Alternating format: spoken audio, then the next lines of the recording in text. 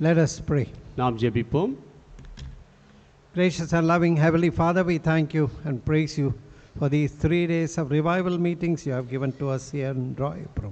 கிருபையும் அன்பும் உள்ள பரமபிதாவே, எங்களுக்கு ராயபுரத்திலே இங்கே நீர் கொடுத்திருக்கிற 3 நாட்கள் உயிர்மீட்சி கூட்டங்களுக்காக நன்றி சொல்லி துதிக்கிறோம். We thank you for building this work through the faith and obedience of your children. உம்முடைய பிள்ளைகளுடைய விசுவாசம் கீழ்ப்படிதலை கொண்டு இந்த ஊழியத்தை நீர் கட்டி இருப்பதற்காக நன்றி. Thank you for the labors of Uncle Jay Singh and Auntie. Uncle Jaisingh auntie அவர்களுடைய ஊழியங்களுக்காக பிரயாசங்களுக்காக நன்றி. And your servants in the fellowship. சகவாசத்திலே இருக்கக்கூடிய உம்முடைய ஊழியக்காரர்கள், How through their labors you built this work.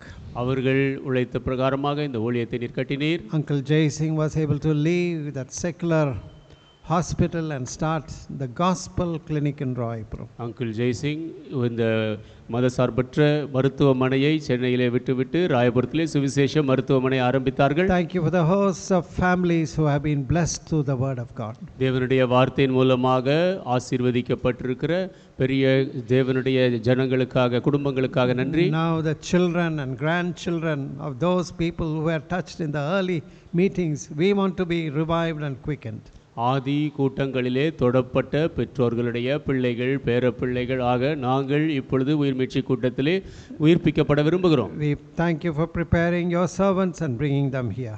உடைய ஊழியக்காரர்களை ஆயத்தப்படுத்தி இங்கே கொண்டு வந்ததற்காக நன்றி. You saw dear brother Suresh Marcus and brother Diben David. எங்கள் அன்பான சகோதரன் சுரேஷ் மார்க்கஸ், சகோதரன் திபன் டேவிட் அவர்களை பயன்படுத்தும். And all those who will testify of what you have done in their lives. இன்னும் நீர் அவர்களுடைய ஜீவியங்களை என்ன செய்திருக்கிறீர் என்பதை குறித்து சாட்சி We சொல்லக்கூடியவர்களையும், pray that you will take charge of our singing and our worship. எங்கள் பாடல்கள் ஆராதனைகளை நீர் பொறுப்பெடுத்துக் கொள்ளும்படி The ஜெபிக்கிறோம். prayers that we make here, let it be owned of you. நாங்கள் இங்கே ஏறெடுக்கும் ஜெபம் உம்மால் சொந்தம் கொள்ளப்படட்டும். Bring in many new people, Lord. ஆண்டவரே, புதிய ஆத்துமாக்களை உள்ளே கொண்டு வாரும். This is an election season, இது தேர்தல் காலம். but do not allow anything to distract people from coming in and focusing upon you. ஆனால் மக்கள் இங்கே வந்து உம்மை நோக்கி பார்ப்பதிலிருந்து வேறு எந்த ஒரு காரியமும் அவர்களை திசை திருப்ப விடாதிரும். Even the sessions for the children and youth may be owned of thee. பிள்ளைகள், வாலிபர்களுக்கான நிகழ்ச்சிகள் கூட உம்மால் சொந்தம் கொள்ளப்படட்டும். So these 3 days we want to see your presence and heaven upon earth. இந்த 3 நாட்கள் உம்முடைய பிரசன்னத்தையும் பரலோகம் பூமியிலே இறங்குவதையும் நாங்கள் பார்க்க வேண்டும். Use your servants in a very special way. உம்முடைய ஊழியக்காரர்களை விசேஷித்த வகையிலே பயன்படுத்தி We want to be quickened by your word. உம்முடைய வார்த்தையினாலே நாங்கள் உயிர்ப்பிக்கப்பட I ask விரும்புகிறோம். these blessings in your precious and holy name. இந்த ஆசீர்வாதங்களை உம்முடைய விலையேறப்பெற்ற பரிசுத்த நாமத்தில் கேட்கிறேன். Amen. Amen. So kindly inform others, and we did not put the morning meetings in the handbills. மற்றவர்களுக்கும் தயவுசெய்து சொல்லுங்கள், காலையில் நடக்கும் கூட்டங்களை குறித்து கைப்பிரதிகளில் போடவில்லை. Morning 10 o'clock and afternoon 3 o'clock, it is for 6th standard and above youth, as well as anybody can join. காலை 10 மணிக்கும் மதியம் 3 மணி அளவிலும் 6ஆம் வகுப்பு படிப்பவர்கள், அதற்கு மேலாக இருப்பவர்கள் யார் வேண்டுமானாலும் வந்து சேர்ந்து கொள்ளலாம். So we'll have a time of singing and our worship. நாம் பாடி ஆராதிக்கும் நேரத்தை கொள்வோம். மகனே உன் நெஞ்சனுக்கு தாராயோ மணிக்கும் 53வது பாடலை பாடும். பக்கம் 206, பாடல் எண் 53. மகனே உன் நெஞ்சனுக்கு தாராயோ, மோட்ச வாழ்வை தருவேன் இது பாராயோ.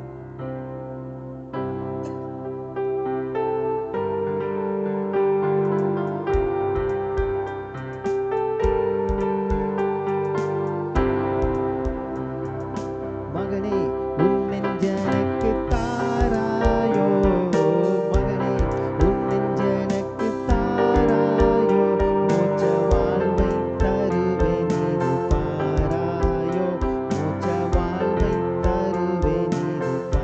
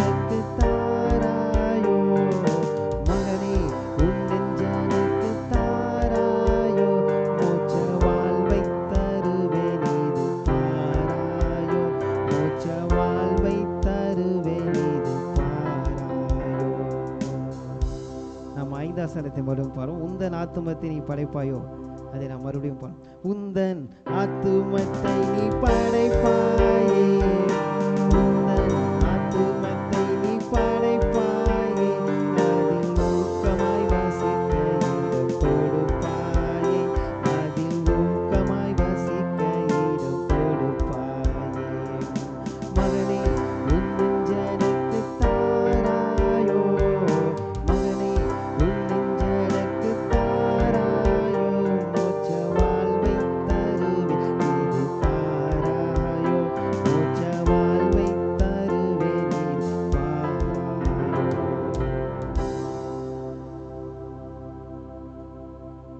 அடுத்த பாடல் அழகானவர், அருமையானவர், இனிமையானவர் பாடலாம் பாடுவோம். பக்கம் 283, பாடல் எண் 146.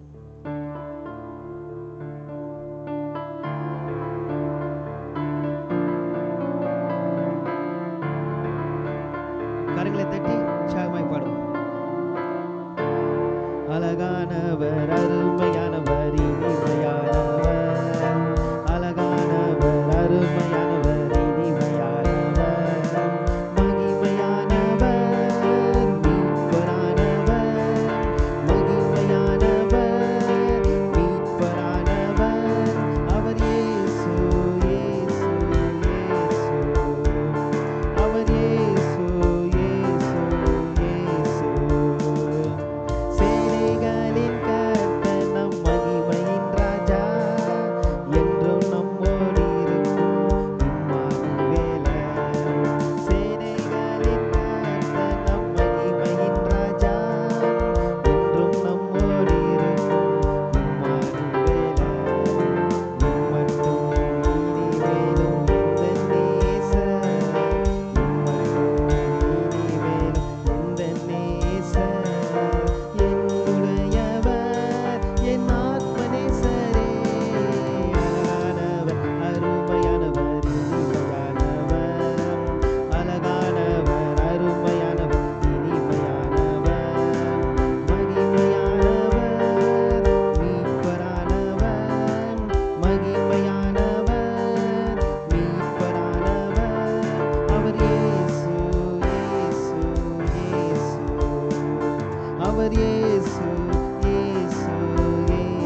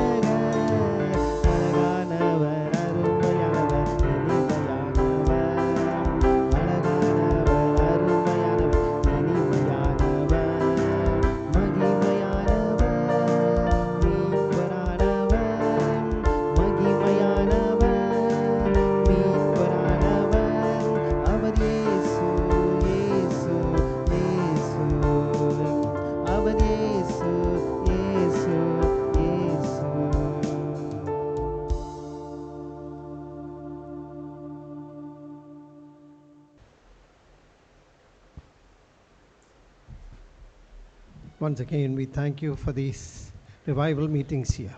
மறுபடியுமாக இந்த உயிர்மீட்சி கூட்டங்களுக்காக நன்றி சொல்லுகிறோம். We pray that you will help us these 3 days to see your heavenly showers poured out upon us. இந்த 3 நாட்கள் உம்முடைய பரலோகத்திலிருந்து மழை எங்கள் மேல் ஊற்றப்படும்படி காண நாங்கள் விரும்புகிறோம். Anoint your servants, Brother Suresh Marcus and Diban David. உம்முடைய ஊழியக்காரர்கள் சகோதரன் சுரேஷ் மார்க்கஸ், திபன் டேவிட்டை அபிஷேகியும். The testimonies may be a blessing. சாட்சிகள் ஆசீர்வாதமாக இருக்கட்டும். We want to be quickened and revived. நாங்கள் உயிர்ப்பிக்கப்பட வேண்டும், புதுப்பிக்கப்பட Take வேண்டும். charge of these meetings. இந்த கூட்டங்களை பொறுப்பெடுத்துக் I கொள்ளும். ask these blessings in your precious and holy name. இந்த ஆசீர்வாதங்களை உம்முடைய விலையேறப்பெற்ற பரிசுத்த நாமத்தில் கேட்கிறேன். Amen. Amen. Now we'll have a Bible study by Brother Diban David. இப்பொழுது நமக்கு வேத பாட விளக்கம் திபன் டேவிட் அவர்கள் எடுப்பார்கள். He is not new here. Last revival meetings also he preached to us. அவர் இங்கே புதியவர் அல்ல, கடந்த உயிர்மீட்சி கூட்டத்திலும் நம்மத்தில் பிரசங்கித்தார். Now did you see long queues around these LPG and gas cylinders? இந்த எல்பிஜி கேஸ் சிலிண்டருக்கு நீண்ட கியூக்களை நீங்கள் பார்க்கலாம். So he was working in a gas company, Kasi government gas company in the northeast. வட கிழக்கு இந்தியாவிலே அவர் அரசாங்கத்திற்கு சிறிதளவு சொந்தமான ஒரு கேஸ் கம்பெனியிலே வேலை செய்தார்கள். And God called him into his work and he was helping Dr. Job in Manipur and later on here in the Beulah Gardens. தேவன் அவரை தன்னுடைய ஊழியத்திற்கு என்று அழைத்தார். அவர் மணிப்பூரிலே டாக்டர் ஜோப் அவர்களுக்கு உதவி செய்தார். பிற்பாடு இங்கே பியூலா கார்டனிலே உதவி செய்தார். So he'll bring to us the Bible study. அவர் நமக்கு வேத பாடத்தை கொண்டு வருவார். And after the Bible study, our brother Cornelius, he is from Karur. இந்த வேத பாடத்துக்கு பிற்பாடு கரூரிலிருந்து வந்திருக்கும் சகோதரன் கொர்னீலியஸ் அவர்கள். So he has been touched when he was a student. அவர் மாணவராக During his இருந்தபோது ITI and Karur, you know, brother Paul Sundaram has been laboring. Sister Hepsi and Paul Sundaram labored in Karur. கரூரிலே சகோதரி ஹெப்சி பால் சுந்தரம் உழைக்கிறார்கள். அங்கே இவர் ITI படித்துக் கொண்டிருக்கும் பொழுது தொடப்பட்டார். And he was called to God's work and he is now in the Beulah Gardens helping in the printing press ministry. தேவனுடைய ஊழியத்திற்கென்று அழைக்கப்பட்டிருக்கிறார். இப்பொழுது Beulah கார்டனிலே இந்த printing ஊழியத்திலே உதவி செய்யும்படியாக இருக்கிறார். So he will interpret and later on share his testimony also. அவர் இப்பொழுது மொழி பெயர்ப்பார். பிற்பாடு அவருடைய சாட்சியம் நம்மத்தில் பகிர்ந்து கொள்வார். Now brother Diban David. சகோதரன் திபன் டேவிட் அவர்கள்.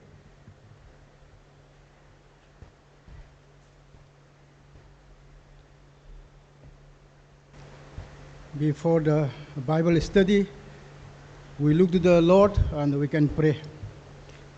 Let us pray. நாம் வேதாகம வகுப்புக்கு முன்பு செல்வதற்கு முன்பு நாம் தேவனை நோக்கி நாம் ஜெபிப்போம். So that the Holy Spirit of God can guide us. பரிசுத்த ஆவியும் தேவனுடைய வல்லமையும் நம்மை வழிநடத்தும்படியாக. Loving Father, அன்புள்ள ஆண்டவரே, we are here, Lord, you only can teach us your word. ஆண்டவரே, நாங்கள் இங்கே இருக்கும்போது ஆண்டவரே உம்முடைய வார்த்தையின் மூலமாக எங்களுக்கு கற்றுத்தாரும். Please open our heart to understand your word. ஆண்டவரே, உம்முடைய வார்த்தைகளை ஆண்டவரே நாங்கள் ஆண்டவரே புரிந்து கொள்ள எங்களுடைய இருதயத்தை திறந்தருளும். Still I feel I am not worthy to take the class of thy word. ஆண்டவரே, நான் நினைக்கிறேன் ஆண்டவரே முற்றிலுமாக உம்முடைய வார்த்தையை கையாளுவதற்கு வகுப்புகளை எடுப்பதற்கு தகுதியற்றவன். First, please touch me and cleanse me, O Father. ஆண்டவரே, முதலாவது என்னை ஆண்டவரே தொட்டு என்னை ஆண்டவரே சுத்திகரியும். And cleanse us and bless us also, Father. ஆண்டவரே, நீர் ஆண்டவரே என்னை சுத்திகரித்து வார்த்தையை ஆசீர்வதியும். And come to us and bless us. ஆண்டவரே, இடத்துல வரும்போது எங்களை ஆசீர்வதிப்பீர். Yes, holy name we pray. இயேசுவின் நாமத்தில் ஜெபிக்கிறோம் பிதாவே.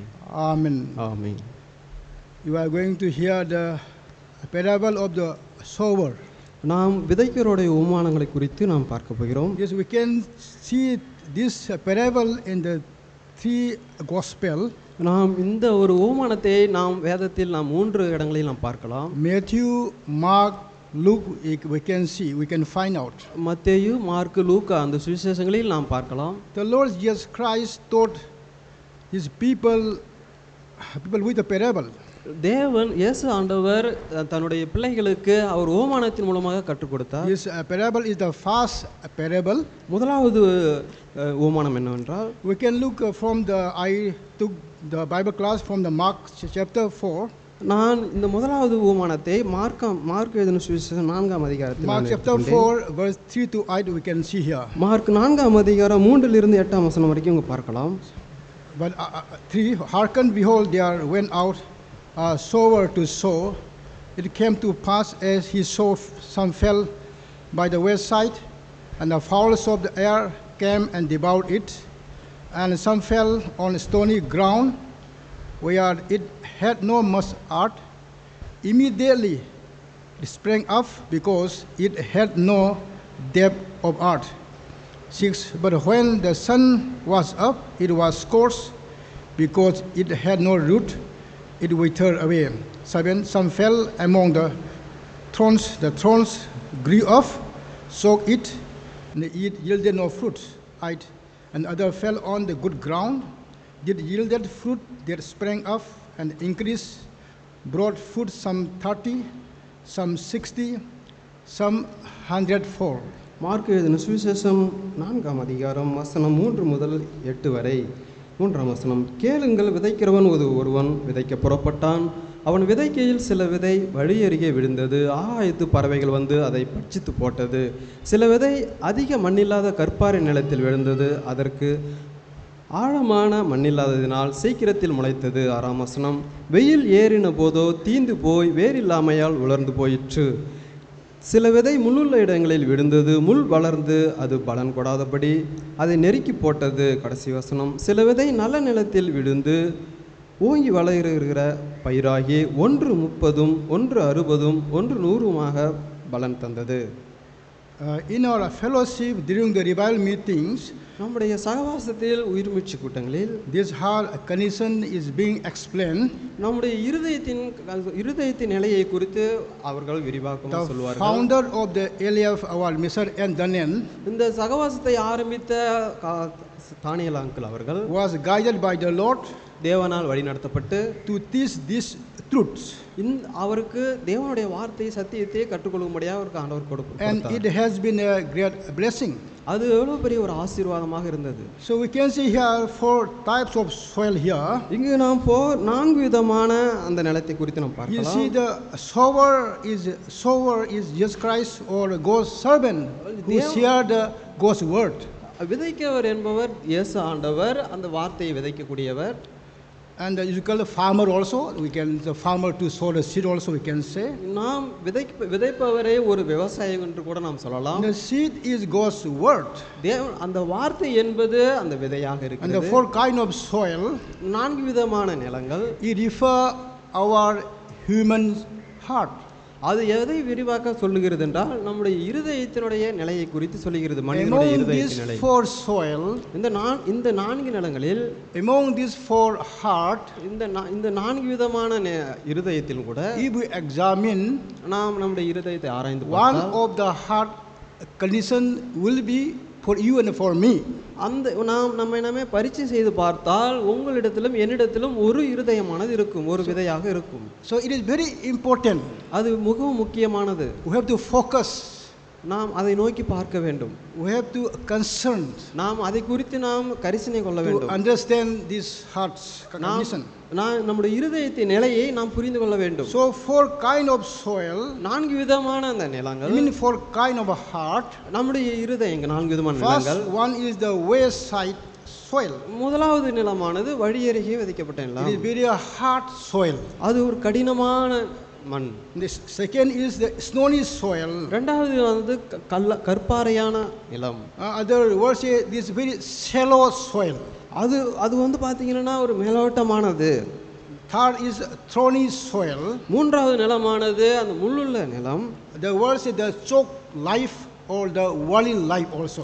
அது உலகமானதை குறிக்கிறது. And fourth soil is a good soil. நான்காவது நிலமானது நல்ல நிலம். It is soil is prepared soil. அது ஆயத்தப்பட்ட நிலம்.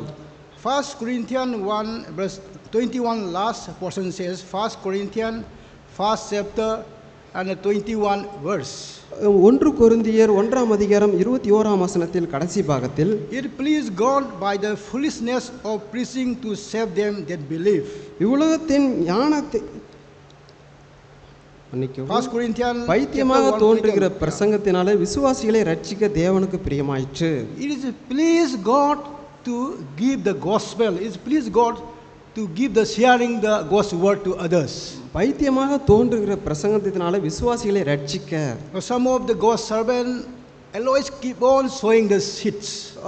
ஒரு சில பிரசங்கிகள் ஒரு சில ஊழியக்காரர்கள் தொடர்ந்து அந்த நிலத்தை குறித்தே Some சொல்லுவார்கள். of the God's servants, they are very busy to sow the word of God, to give the gospel to others. ஒரு சில ஊழியக்காரர்கள் அந்த ஒரு நிபந்தனை நன்றாக கற்றுக்கொண்டிருப்பார்கள் தேவனுடைய வார்த்தை விதைப்பதில். But the Bible say, வேதாகமம் என்று சொல்கிறது. Mark chapter 4 verse 12 we can see here. Mark 4ஆம் அதிகாரம் 12ஆம் வசனம் சொல்கிறது. Mark chapter 4 verse 12. They seeing they may see but no perceive, hearing they may hear no understand, lest any time they should be converted, their sins should be forgiven them. Mark 4ஆம் அதிகாரம் 20ஆம் வசனம். வசனத்தை கேட்டு ஏற்றுக்கொண்டு 1:30 1:60 1:100 பலன் கொடுக்கிறார்கள். இவர்களே நல்ல நிலத்தில் விதைக்கப்பட்டவர்கள் என்றார். It was quoted from Isaiah chapter 6 9 to 10. ஏசாயா Isaiah chapter 6 ஏசாயா 6ஆம் அதிகாரம் verse 9 9 10. 10. ஏசாயா Here 6ஆம் அதிகாரம் 9 10. they see but they don't understand. அதை பார்க்கும்போது அவர்களுக்கு புரியாது. But they hear also, they may not perceive, they don't understand also. அவர்கள் கேட்டாலும் கூட அவர்களுக்கு புரியாது.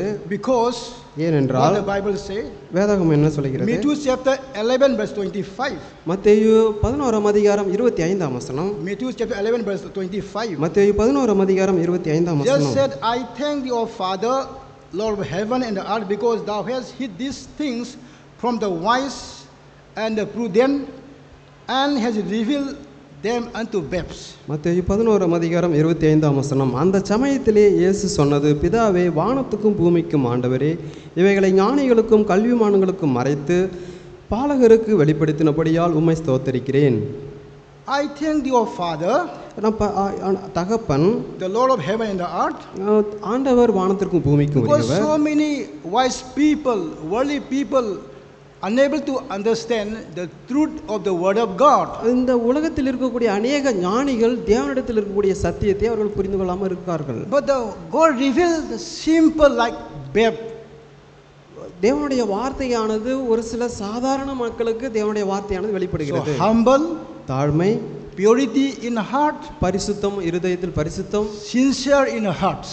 இருதயத்தில் நாம் தீவிரமாக இருப்பது. Those are eager desire to hear the word of God. தேவனுடைய வார்த்தையில் பசிதாகம் உள்ளவர்கள்.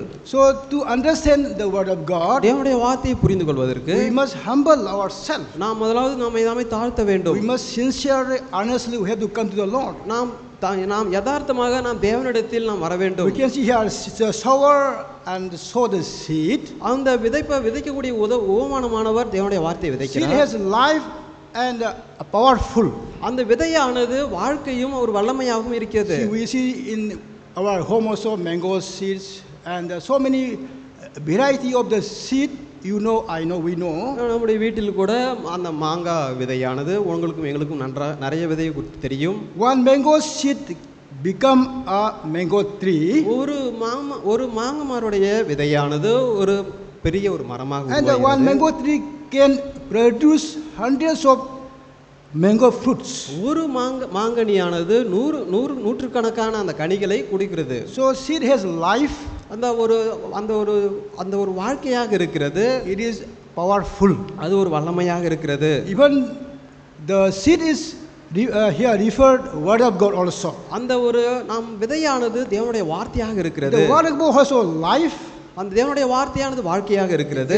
Also can revive others also. அது அடுத்தவர்களுக்கு கூட அது வெளிப்படுத்தப்படுகிறது. Hebrews chapter 4 verse 12 we can see here. எபிரேயர் 4ஆம் அதிகாரம் 12ஆம் வசனம். Hebrews chapter 4 verse 12 we can see here. எபிரேயர் 4ஆம் அதிகாரம் 12ஆம் வசனம்.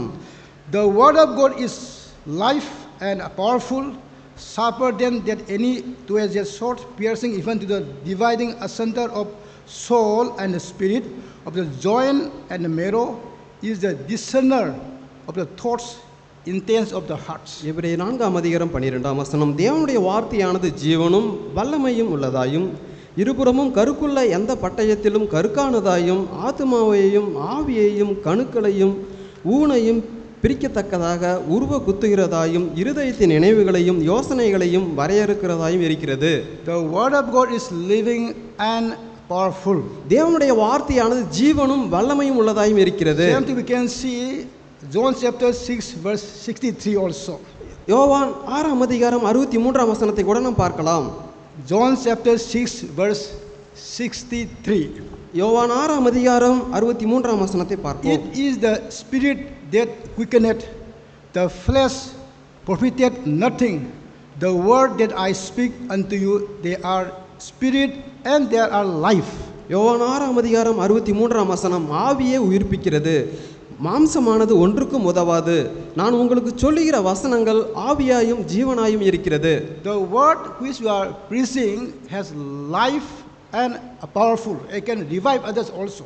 தேவனுடைய வார்த்தையானது மாம்சமாகவும் ஆவியாகவும் இருக்கிறது. We see Mark chapter 4 verse 15 what the wayside soil, hard soil refer, we can see here. Mark 4ஆம் அதிகாரம் 15ஆம் வசனம், வழியருகே விதைக்கப்பட்ட கடினமுள்ள நிலத்தை வார்த்தை It's குறித்து called பார்ப்போம். fast soil also. Fast soil we can see, we can tell also. நாம் அது முதலாம் நிலத்தை நாம் சொல்லலாம். We have to study for soil. நாம் தேவனுடைய வார்த்தையை தியானிக்கும் போது, தேவனுடைய அந்த நிலத்தை குறித்து தியானிக்கும் போது, So fast soil now I want to focus about it. நான் முதலாம் நிலத்தை குறித்து நாம் சொல்ல நினைக்கிறேன். 4 verse 15 here. மார்க் 4ஆம் அதிகாரம் 15ஆம் வசனம். These are the by the wayside where the word is sown, but when they heard, Satan cometh immediately taketh away the word that was sown in their hearts. Mark 4ஆம் அதிகாரம் 15ஆம் வசனம், வசனத்தை கேட்டவுடனே சாத்தான் வந்து அவர்கள் இருதயங்களில் விதைக்கப்பட்ட வசனத்தை எடுத்து போடுகிறான். இவர்களே வசனம் விதைக்கப்படுகிற வழியருகானவர்கள். You know in our field, நம்முடைய நிலங்களை குறித்து உங்களுக்கு தெரியும். between the fields there will be the path to work there. அங்கு அந்த நிலத்தில் வேலை செய்வதற்காக ஒரு சில வழிகள் இருக்கும். People used to work there அந்த ஜனங்கள் அங்கு நடப்பார்கள். and they harden the soil. அந்த நிலமா அந்த ஒரு வழியானது கடினமாக இருக்கும். There the wayside and the hard soil, அந்த ஒரு வழியருகே விதைக்கப்பட்ட அந்த நிலமானது கடினமாக இருக்கும். sower seed the sow the seed. அங்கு விதைக்கக்கூடிய ஓமானம் விதைக்கக்கூடிய விவசாயியானவர் அந்த நிலத்தை எடுத்து செல்கிறார் Some வழியருகே. of the seed fell on the wayside. அந்த ஒரு சில விதைகள் அந்த வழியருகே அந்த விதையானது விழுகிறது. It is so hard. அது இருதயத்தை காட்டுகிறது. It is not prepared. அது ஆயத்தமாக்கப்படவில்லை. So it unable to grow. அது வளராது. So it is visible there. அது பார்க்க முடியாது. So the Satan or false ayah came immediately and take away the seed. வசனத்தை கேட்ட உடனே சாத்தானவன் அந்த வார்த்தைகளை எடுத்து போடுகிறான். Their life is no fruitful in their lives. அவருடைய வாழ்க்கையானது கனி தரக்கூடியதாக இருக்காது. So many people came. அநேக ஜனங்கள் வருவார்கள். What kind of intense, what kind of motive they came to the church? அவர்கள் என்ன நோக்கத்தோடு என்ன திட்டத்தோடு அவர்கள் சபைக்கு வருகிறார்கள்? Really, are you prepared to come to hear the word of God? நீங்கள் உண்மையாகவே நீங்கள் ஆயத்தப்பட்டு இங்க ஆலயத்திற்கு வருவீர்களா? Just to interest to something, to obey your parents or something, just you obey as others as come like this? இல்லை என்றால் உங்களுடைய பெற்றோர்களையே ஊழியக்காரர்களை திருப்தி செய்வதற்காக நீங்கள் வந்தீர்களா? You may sit there here. நீங்கள் இங்க உட்காரலாம். Your thoughts in the mind will be somewhere else. உங்களுடைய சிந்தனைகள் எண்ணங்கள் எல்லாம் எங்கேயாக இருக்கும். So your mind will be blinded. உங்களுடைய மனதானது குருடாக இருக்கிறது. First 2 Corinthians 4 verse 4 said. 1 கொரிந்தியர் 4ஆம் அதிகாரம் 4ஆம் வசனம் சொல்கிறது. 1 Corinthians 4:4. 1 கொரிந்தியர் 4ஆம் அதிகாரம் 4ஆம் வசனம். 2 Corinthians 4:4 you can see. மன்னிக்கவும் 2 கொரிந்தியர் 4ஆம் அதிகாரம் 4ஆம் வசனம். What the Bible says we can see here. வேதாகமம் என்ன சொல்கிறது என்று பார்ப்போம். In whom the God of this world had blinded the minds of them which believe not, lest the light of the glorious gospel of Christ, who is the image of God, should shine unto them. 2 கொரிந்தியர் 4ஆம் அதிகாரம் 4ஆம் வசனம். தேவனுடைய சாயலாய் இருக்கிற கிறிஸ்துவின் மகிமையான சுவிசேஷத்தின் ஒளி அவிசுவாசிகளாகிய அவர்களுக்கு பிரகாசமாய் இருக்கும்படிக்கு இப்பிரபஞ்சத்தின் தேவனானவன் அவர்களுடைய மனதை குருடாக்கினான். the God of this world இந்த உலகத்தின் தேவன் had blind their minds. இப்பிரபஞ்சத்தின் தேவனானவன் அவருடைய மனதை குருடாக்கினான். So when we mingle, we mix the worldly things, நாம் உலகத்தோடு நாம் கலந்திருக்கும் போது, the hidden things, அந்நிய காரியங்களில் நீங்கள் கலந்திருக்கும் when போது, we mix with them, நாம் அவர்களோடு சேர்ந்திருக்கும் போது we are unable to understand God's word. நாம் தேவனுடைய வார்த்தையை நாம் புரிந்து கொள்ள முடியாது. When we go hidden function with is referred with idolatry. நாம் அந்நிய ஆச்சாரியங்களில் நாம் கலந்து கொள்ளும் போது, Suddenly we may go simply some kind of sympathy or love. You may go, but suddenly your mind will be blind. நாம் அவர்களை நாம் திருப்தி செய்யப்படுத்துவதற்காக ஏதோ ஒரு அன்பின் நிமித்தமாக நாம் போவோம். ஆனால் நம்முடைய மனதானது குருடாக இருக்கும். You may go with your friends. நீங்கள் உங்களுடைய நண்பர்களோடு போகலாம். So many areas we never took care about our thought and mind of life. அநேக நேரங்களில் நம்முடைய மனதை, நம்முடைய எண்ணங்களை எடுத்துக்கொள்வதில்லை. Because our friendship with the world is enmity against God. நாம் அடுத்தவர்களுக்கு நாம் பிரபஞ்சத்தின் தேவனானவன் உங்களுக்கு அடிவை கொடுக்கிறான், குருடாக்குறான். Close with the worldly people in the worldly ways. நம்முடைய நண்பர்கள் உலக ரீதியாக இருக்கக்கூடியவர்கள் உலக ரீதியாக வழிநடத்துவார்கள். And our heart, our thought might become worldly things. நம்முடைய இருதயமானது, நம்முடைய நினைவுகளானது உலக காரியமாக இருக்கும். So when our mind is insert with the worldly things, நம்முடைய மனதானது உலக காரியங்களோடு சேர்ந்திருக்கும் போது, our mind, our thought is blinded. நம்முடைய இருதயமானது, நம்முடைய மனதானது அங்கு குருடாக இருக்கிறது. James chapter 4 verse 4, what the Bible say here. யாக்கோபு 4ஆம் அதிகாரம் 4ஆம் வசனம் என்ன சொல்கிறது? James 4 and verse 4 is easy to remember. யாக்கோபு 4ஆம் அதிகாரம் 4ஆம் வசனம் நாமும் James chapter 4 verse 4. யாக்கோபு 4ஆம் அதிகாரம் 4ஆம் வசனம் நாம் சுலபமாக Ye adulterers and adulteress, உபச்சாரரே உபச்சாரிகளே, know ye not that the friendship of the world is enmity with God? உலக சிநேகிதம் தேவனுக்கு விரோதமான பகை என்று அறியீர்களா? Whosoever will be the friend of the world is the enemy of God. ஆகையால் உலகத்துக்கு சிநேகிதனாய் இருக்க விரும்புகிறவன் தேவனுக்கு பகையனாகிறான். Unknowingly, just we mix the worldly things. நாம் தெரியாமலே நாம் உலக காரியங்களோடு நாம் கலவருவோம். And we try to go with them. நாம் அவர்களோடு சேருவோம். And our heart, the word of God, reading and the prayer becoming lightly will take in our life. Hardening our heart, it becoming lightheartedness in our life. ஏனென்றால் நாம் உலகத்தோடு நாம் சேர்ந்து போது நம்முடைய இருதயமானது ஒரு சாதாரண நிலைக்கு நாம் செல்லுகிறோம். So after mixing with them, அவர்களோடு நாம் கலந்த போது, so many people unable to pray. அநேக ஜனங்கள் ஜெபிக்க முடியாமல் போகிறார்கள். The desire of the word of God is taken away. அந்த தேவனுடைய வார்த்தையை கையாள்வதற்கு அந்த ஆசைகளானது அவரிடத்தில் போகிறது. Value of the word of God. தேவனுடைய வார்த்தையை கையாளக்கூடிய காரியங்கள். So wayside is one of those who are hidden practices. அவர்கள் ஒரு அந்நிய ஆச்சாரங்களில் செல்லக்கூடியவர்கள். Looking the palms or hands, நம்முடைய கரங்களில் நாம் பான்பராக்கை பயன்படுத்துவது, and looking witchcrafts, நாம் அந்த செய்வன காரியங்களை செய்வது, observe days and times, months, நாட்கள், நேரம், மாதத்தை பார்ப்பது, worship the sun, moons, நாம் சூரியனையும் சந்திரனையும் வணங்குவது. Some other places they worship trees, monkeys, elephants. சில இடங்களில் மரத்தையும் குரங்கையும் அந்த மற்ற காரியங்களையும் வணங்குகிறார்கள். And some of the believer also, ஒரு சில விசுவாசிகளும் கூட they also mixing with them. அவர்களோடு கூட கலந்திருக்கிறார்கள். They are blinded, but believer also mixing with them. Unknowingly their mind, their thought also blinded and hardened in heart. சரி, அவர்கள் அந்நியர்கள், அவர்களானவர் மனதில் அளவிலும் இருதய அளவிலும் அவர்கள் குருடாக இருக்கிறார்கள். ஆனாலும் விசுவாசிகளாக இருந்தும் கூட அவர்களோட சேர்ந்து குருடாகிறார்கள். And our heart is hardened when we compare to others. நம்முடைய இருதயமானது கடினமாக இருக்கக்கூடிய காரணம் என்றால் நாம் அடுத்தவர்களோடு போட்டியிடுவது. Instead of looking our heart, நம்முடைய இருதயத்தை பார்ப்பதற்கு பதிலாக, instead of looking our needs in our life, நம்முடைய வாழ்க்கையின் தேவையை நோக்கி பார்ப்பதற்கு பதிலாக we used to look others. நாம் அடுத்தவர்களை நோக்கி பார்ப்பது. We used to compare with others. நாம் அடுத்தவர்களோடு போட்டியிட்டு பார்ப்பது. And we try to do something to be like same level with them. நாம் அவர்களோடு சமமான அளவில் செய்வதற்காக. Even so many people they pray also.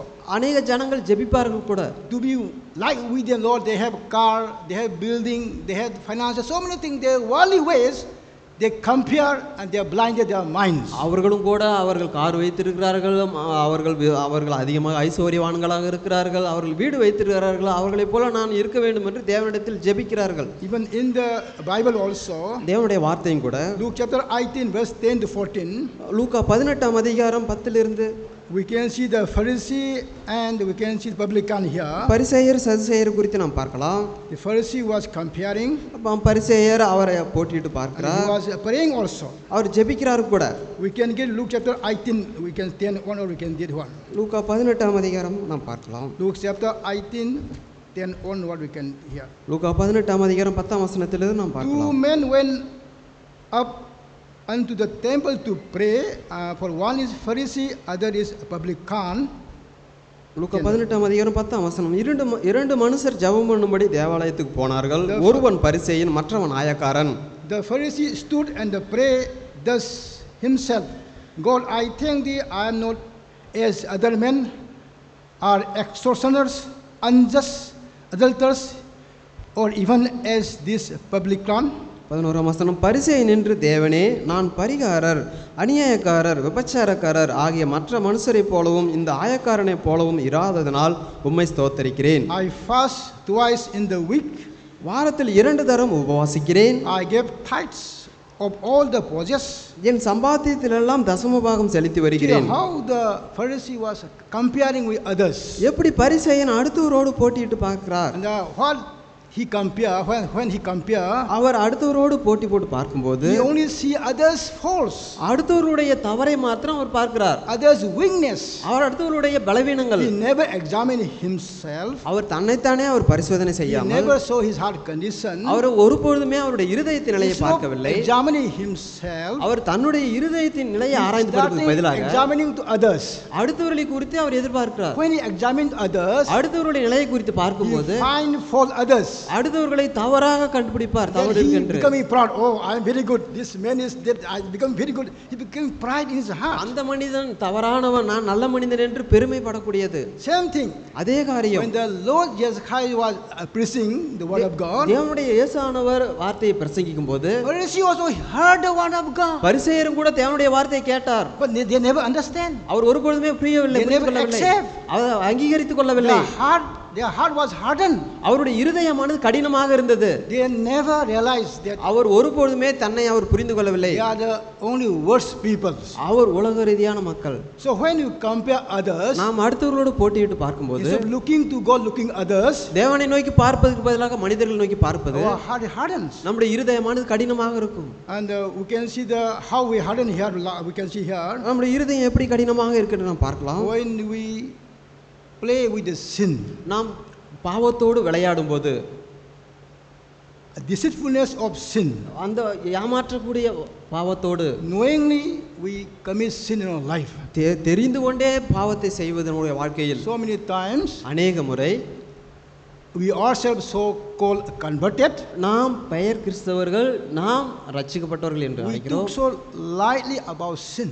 நாம் பாவத்தை சாதாரணமாக எடுத்துக்கொள்கிறோம். We never take seriously about sin. நாம் பாவத்தை குறித்து ஒரு தீவிரமாக எடுத்துக்கொள்வதில்லை. Easily we used to tell lies. நாம் சுலபமாக நாம் பொய்களை சொல்வது, Easily we are angry and shouting unnecessary and cause trouble to others. சீக்கிரமாக கோபப்படுவது, சீக்கிரமாக அடுத்தவர்களுக்கு பிரச்சனை கொடுப்பது. And we never obey the word of God. நாம் ஒருபொழுதும் தேவனுடைய வார்த்தைக்கு கீழ்ப்படிவதில்லை. We never obey the 10 commandments also. நாம் 10 கட்டளைகளுக்கு ஒருபொழுதும் So கீழ்ப்படிவதில்லை. knowingly we disobey and hardening our hearts. நாம் தெரிந்து கொண்டே நாம் கீழ்ப்படியாமல் நம்முடைய இருதயத்தை கடினப்படுத்திக் கொண்டிருக்கிறோம். Even Holy Spirit of God and the word of God warning to us. தேவனுடைய வார்த்தை, பரிசுத்த ஆவியானவர் நம்மை எச்சரிப்பார். We never heard, we never obey what the Holy Spirit say in our life. நம்முடைய பரிசுத்த ஆவியானவர் நம்மோடு என்ன பேசுகிறார் என்று நாம் கேட்பதில்லை. Hebrews chapter 3 verse 15, what the Bible say here. எபிரேயர் 3ஆம் அதிகாரம், Hebrews chapter 3 verse 15. எபிரேயர் 3ஆம் அதிகாரம் 15ஆம் வசனம்.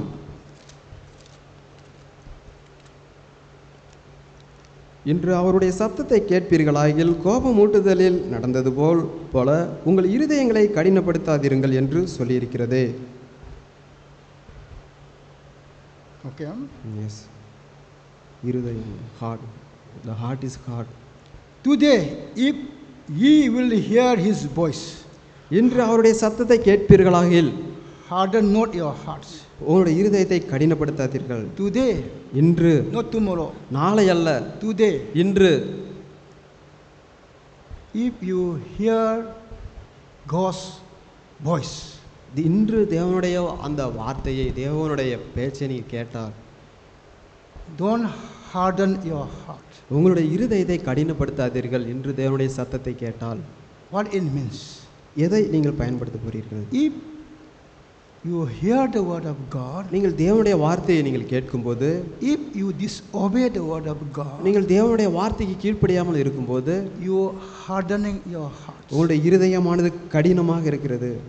You hardening your heart. உங்களுடைய இருதயத்தை நீங்கள் கடினப்படுத்திக் கொண்டிருக்கிறீர்கள். Your life becoming light-heartedness in our hearts. உங்களுடைய இருதயமானது உங்களுடைய சாதாரணமான இருதயமாக இருக்கிறது. Knowingly you disobey the word of God. தெரிந்து கொண்டே தேவனுடைய வார்த்தைக்கு கீழ்ப்படியாமல் இருப்பது. That way you are hardening your heart.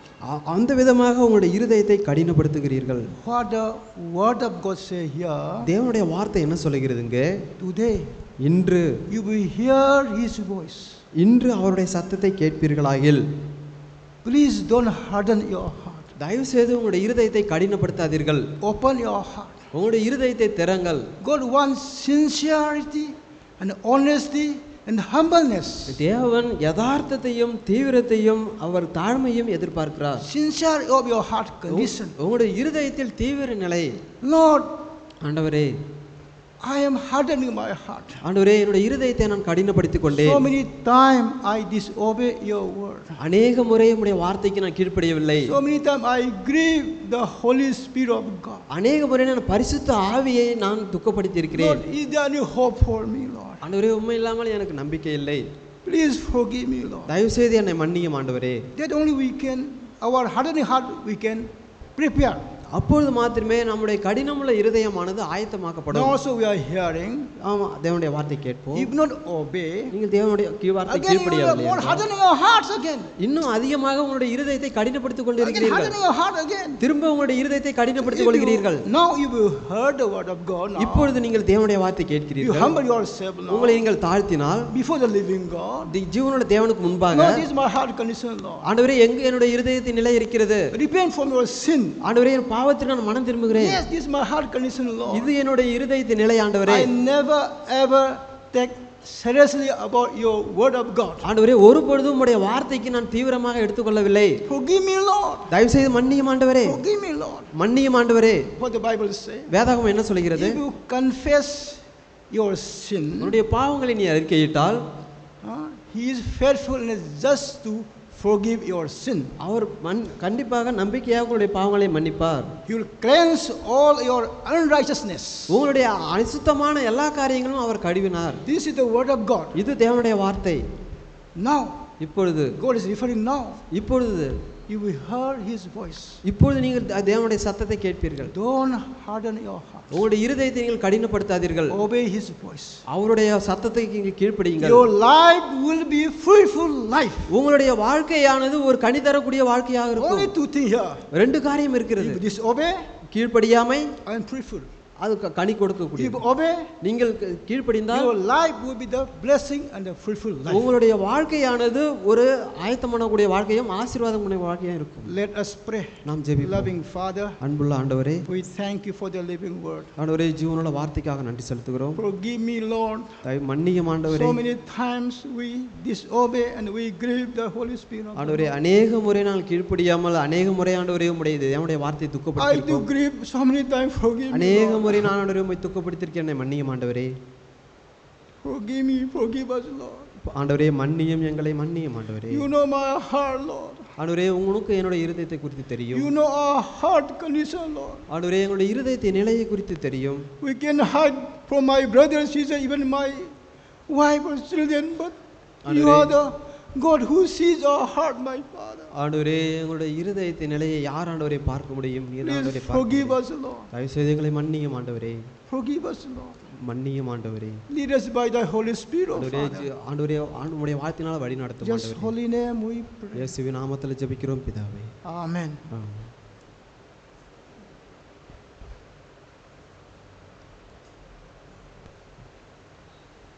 அன்பானவர்களே, நான் தேவனுடைய கிருபையினால் நான் நிற்கிறேன். அதற்கு முன்னாடியே என்னை பிடித்த அங்கிள் அறிமுகப்படுத்தியிருக்கிறார்கள். நான் ஒரு இந்து குடும்பத்தில் பிறந்தவன். என்னுடைய சொந்த ஊர் அரியலூர் மாவட்டம் ஜெயங்கொண்டம் பக்கத்தில் ஒரு சின்ன கிராமத்தில் நான் பிறந்தேன். நான் கரூரில் டிப்ளமோ படிப்பதற்காக நான் அங்கு சென்றிருந்தேன். அங்கு என்னுடைய நண்பர் ஒரு நண்பர் மூலயமாக நம்முடைய எலமெண்ட்ஸ் இவாஞ்சலிக்கல் சபைக்கு நான் அறிமுகப்படுத்தப்பட்டேன். அதன் மூலயமாக என்னுடைய நண்பர் மூலமாக வருடம் நடக்கக்கூடிய பீரா தோட்டத்தில் அங்கு நடக்கக்கூடிய வாலிபர் முகாமில் நான் கலந்து கொள்வேன். அங்கு தேவனுடைய வார்த்தையின் மூலமாக நான் தொடப்பட்டு நான் திரும்ப என்னுடைய கல்லூரி வகுப்பை நான் தொடர்ந்து ஆரம்பித்தேன். அப்பொழுது ஒரு நாள் என்னுடைய வாழ்க்கையானது ஒரு மோசமான நிலையில் இருப்பதை நான் உணர்ந்தேன். எப்பொழுதென்றால் ஒரு ஊழியக்காரர் அவர் சென்னைக்கு வரணும்னு சொல்லி சொன்னாங்க. ஆனால் பார்த்திங்கன்னா எங்களுடைய ஊழியக்காரர் அங்கே இருந்தால் எனக்கு ஏதாவது நல்லது செய்வார்ன்ட்டு நான் அங்கேயே தங்கிட்டேன். அப்போ என்னாச்சுன்னா அவர் என்ன சொன்னார், 2 படகுலையும் நீ நடக்கக்கூடாது, 2 வாழ்க்கையை நீ வாழக்கூடாதுன்னு சொல்லும்போது, அப்போ அவரோடு நான் இரவு முழுவதும் உட்காந்து அவரிடத்துல நான் ஆலோசனையை கேட்டு எப்படி வாழணும், என்ன செய்யணும், நான் என்னுடைய நிலையை குறித்து அவர்கிட்ட சொல்லும்போது அவர் என்ன சொன்னார்னா, நீ முதலாவது உன்னுடைய ஊழியக்காரர்கிட்ட போய் நீ பேசு அப்படின்னு சொன்னார். அப்போ நான் என்னுடைய ஊழியக்காரர்கிட்ட போகிறதுக்கு முன்னாக அந்த நாள் முழுவதும் நான் உபவாசம் இருந்து ஜெபிச்சுட்டு போகும்போது ஆண்டவர் என்னோடு அநேக காரியங்களை அறிக்கை செய்வதற்கு உதவி செஞ்சார். என்னுடைய இருதயமானது எப்படி இருந்தது என்றால், அதிகமாக திருடுவது, ஏமாற்றுவது, பள்ளியில் கல்லூரியில் அங்குள்ள நோட்டு புத்தகங்களை திருடுவது, பணங்களை திருடுவது, இப்படியாக பொய்யான வாழ்க்கையாக இருந்தது. ஒரு மாயமாலமான வாழ்க்கையாக இருந்தது. பரீட்சையில் கூட என்னால் சரியான முறையில் கான்சன்ட்ரேஷன் செய்ய முடியாமல் அப்படியாக நான் வாழ்ந்து கொண்டிருந்த போது ஆண்டவர் என்னை அற்புதமான விதத்தில் அவரோடு பேச வைத்தார். என்னுடைய வாழ்க்கையானது அன்றோடு முடிந்து விடவில்லை. திரும்ப நான் என்னுடைய வீட்டுக்கு சென்று, ஆண்டவரே இன்னும் என்னுடைய இருதயத்தில் என்ன பாவங்கள்லாம் இருக்குது ஆண்டவரே எனக்கு காட்டுன்னு சொல்லும்போது, ஆண்டவர் நான் பரீட்சையில் 10ஆம் வகுப்பு பரீட்சையில் பார்த்து எழுதினது, டிப்ளமோவில் ஃபஸ்ட் இயர் பார்த்து எழுதினது எல்லாவற்றையும் ஆண்டவர் எனக்கு உணர்த்தினார். என்னால் அந்த காரியங்களை அடக்கி வைத்து கொள்ளவே முடியலை. ஆண்டவரே இன்னும் என்னுடைய இருதயத்தில் என்ன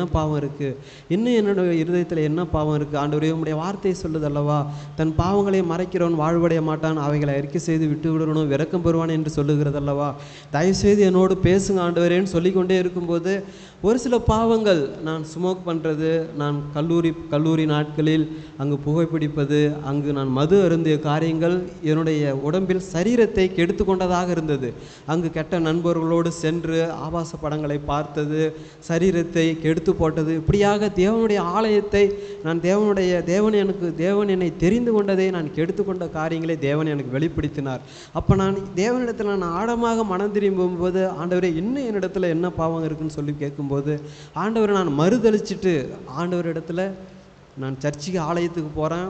ஆனால் ஆண்டவரை ஒரு பக்கம் ஏற்றுக்கொள்ளுகிறேன், வெளிநாடு போகணுன்னு ஆசையில் 2.5 லட்சம் பணம் கேட்குறேன், யாருமே கொடுக்கல. ஆனால் 2 லட்சம் ஆனால் பார்த்திங்கன்னா எப்படி கிடைக்குதுன்னா, ஆண்டவரை மறுதளிச்சுட்டு போய் கேட்கும்போது அவங்க பணம் கொடுத்துட்டாங்க. அந்த பணம் என்னாச்சுன்னா என்னுடைய வாழ்க்கையில் ஒரு பெரிய ஏமாற்றத்தை கொண்டு வந்துச்சு. அப்போ அந்த நாள் அந்த காரியத்தை கூட ஆண்டவர் உணர்த்தினார். ஒரு பொய்யான சர்டிஃபிகேட்னால என்னுடைய வாழ்க்கையானது ஒரு மோசமான நிலைக்கு போச்சு. வயசு 22 வயசுலேயே 3 லட்சமாச்சு கடன், 5 லட்சமாச்சு, 6 லட்சமாச்சு. அப்போ தற்கொலை செய்யக்கூடிய முடிவுக்கு நான் வந்துட்டேன். ஆண்டவரே இதுக்கு மேலே என்னால் வாழ முடியாது, தயவுசெய்து எனக்கு ஏதாவது ஒரு உதவி செய்யுங்க, இல்லையா என்னை நீங்கள் எடுத்து போட்டிருக்குன்னு சொல்லி ஆண்டவர்கிட்ட கேட்கும்போது, ஆண்டவர் நான் உன்னுடைய கடனை அடைப்பேன்னு சொல்லி ஆண்டவர் என்ன சொன்னார்னா, சிங்கக்குட்டிகள் தாட்சி அடைந்தாலும் பட்டினியார் கடந்தாலும் கடக்கும், ஆனால் கர்த்தரை தேடுகிறவர்களுக்கு ஒரு நன்மையும் குறைவுபடாது என்று தேவனுடைய வார்த்தை சொன்னார். அது மாத்திரம் இல்லாமல் தானியேல் எப்படி சிங்க குகையில் போட்டாரோ அப்படியாக நான் பிசாசு உன்னை போட்டிருக்கிறான், உன்னை விடுதலை கொடுப்பேன் என்று ஆண்டவர் வாக்குத்தத்தம் கொடுத்தார். அப்புறம் இன்னும் ஆண்டவரே என்னிடத்துல என்ன இருக்குது அப்படின்னு சொல்லி கேட்கும்போது ஆண்டவர் அநேக காரியங்களை எனக்கு வெளிப்படுத்தினார். நான் ஊருக்கு சென்று நான் எங்கெங்கெல்லாம் யார்கிட்டலாம் பொய் சொன்னனோ, எங்கெல்லாம் திருடனோ, பரீட்சையில் பார்த்து எழுதுனதுக்காக அண்ணா யூனிவர்சிட்டிக்கு மன்னிப்பு கடிதம் எழுதினேன், எங்கெல்லாம் நான் திருடனோ அவங்கள்ட்ட போய் பணத்தை கொடுத்தேன், யார்கிட்டலாம் நான் கெட்ட வார்த்தை பேசி யாரெல்லாம் கோபப்படுத்தி திட்டி அடித்தனோ அவங்கள்ட்டலாம் போய் அவங்களுடைய கை காலில் விழுந்து மன்னிப்பு கேட்டேன். அதுக்கப்புறம் பார்த்திங்கன்னா தேவனுடைய வார்த்தையை அனுதினமும் கேட்டுக்கொண்டே இருந்தேன். அப்படியாக நான் கேட்டுக்கொண்டு இருக்கும்போது லூக்கா 8ஆம் அதிகாரம் லூக்கா 8ஆம் அதிகாரம் எடுத்துக்கொள்ளுங்கள். 48ஆம் வசனம் மூலமாக, மகளே திடன்கொள், உன் விசுவாசம் உன்னை ரட்சித்தது என்று ஆண்டவர் சொன்னார். ஆண்டவரே, என்னை நீங்கள் ரட்சித்துட்டீங்க, என்னுடைய கடன் இன்னும் பாதி இருக்குது, நான் என்ன ஆண்டவரே செய்யும்போது, ஆண்டவர் எனக்கு ஒரு நல்ல ஒரு வேலையை கொடுத்தார். தாலுகா ஆஃபீஸில் ஒரு நாளைக்கு குறைஞ்சது ஒரு 2000 ரூபா சம்பாதிக்கிற அளவுக்கு ஒரு வருமானத்தை கொடுத்தார். அது மாத்திரம் இல்லாமல் டிப்ளமோ படித்து முடிக்க கிருபை செய்தார், வீடு கட்ட உதவி செய்தார். அது மாத்திரம் இல்லாமல் தேவனுடைய வார்த்தையை அடுத்தவர்களுக்கு சொல்வதற்கு, ஒரு சாட்சியாக சொல்வதற்கு எனக்கு ஒரு உதவி செய்தார். நான் எங்கே சென்றாலும் தேவனுடைய வார்த்தையை, அந்த ட்ராக்ஸ் ஊழியமும் மற்றும் சாட்சி புத்தகங்களையும் எடுத்துக்கொண்டு அநேகருக்கு அந்த பஸ் ஸ்டாண்டில் ட்ரெயினில் கொடுக்கறதுக்கு ஆண்டவர் உதவி செஞ்சார். இப்படியாக நான் வாழ்ந்து கொண்டு இருக்கும்போது, ஆண்டவரே, என்னுடைய வாழ்க்கையில் நீர் என்ன நோக்கம் திட்டம் வைத்திருக்கிறீர், நான் இதுக்கு மேலே நான் என்ன செய்யணும்னு சொல்லிட்டு ஆண்டவர்கிட்ட கேட்கும்போது, ஆண்டவர் என்னை லூக்கா 4ஆம் அதிகாரம் 18ஆம் வசனம் மூலயமாக ஆண்டவர் என்னை ஊழியத்துக்கு அழைத்திருக்கிறார். தரித்திரருக்கு சுவிசேஷத்தை பிரசங்கிக்கவும், குருடர்களுக்கு பார்வை கொடுக்கவும், நொறுங்குண்டவர்களை விடுதலையாக்கவும் நான் உன்னை அபிஷேகம் பண்ணினேன் என்று தேவனுடைய வார்த்தையின் மூலமாக தேவன் என்னை ஊழியத்துக்கு அழைத்தார். திரும்ப நான் ஜான் டேனியல் அங்கிளை வந்து பார்க்கும்போது அவர்கள் என்னை ஊழியத்திற்கு வர சொன்னார்கள். ஆனாலும் நான் அங்கு வந்து கூட என்னால் சரியான முறையில் இருக்க முடியல. போய் சொல்லிவிட்டு வீட்டுக்கு போயிட்டேன் என்னுடைய ஒரு சில காரணங்களால்.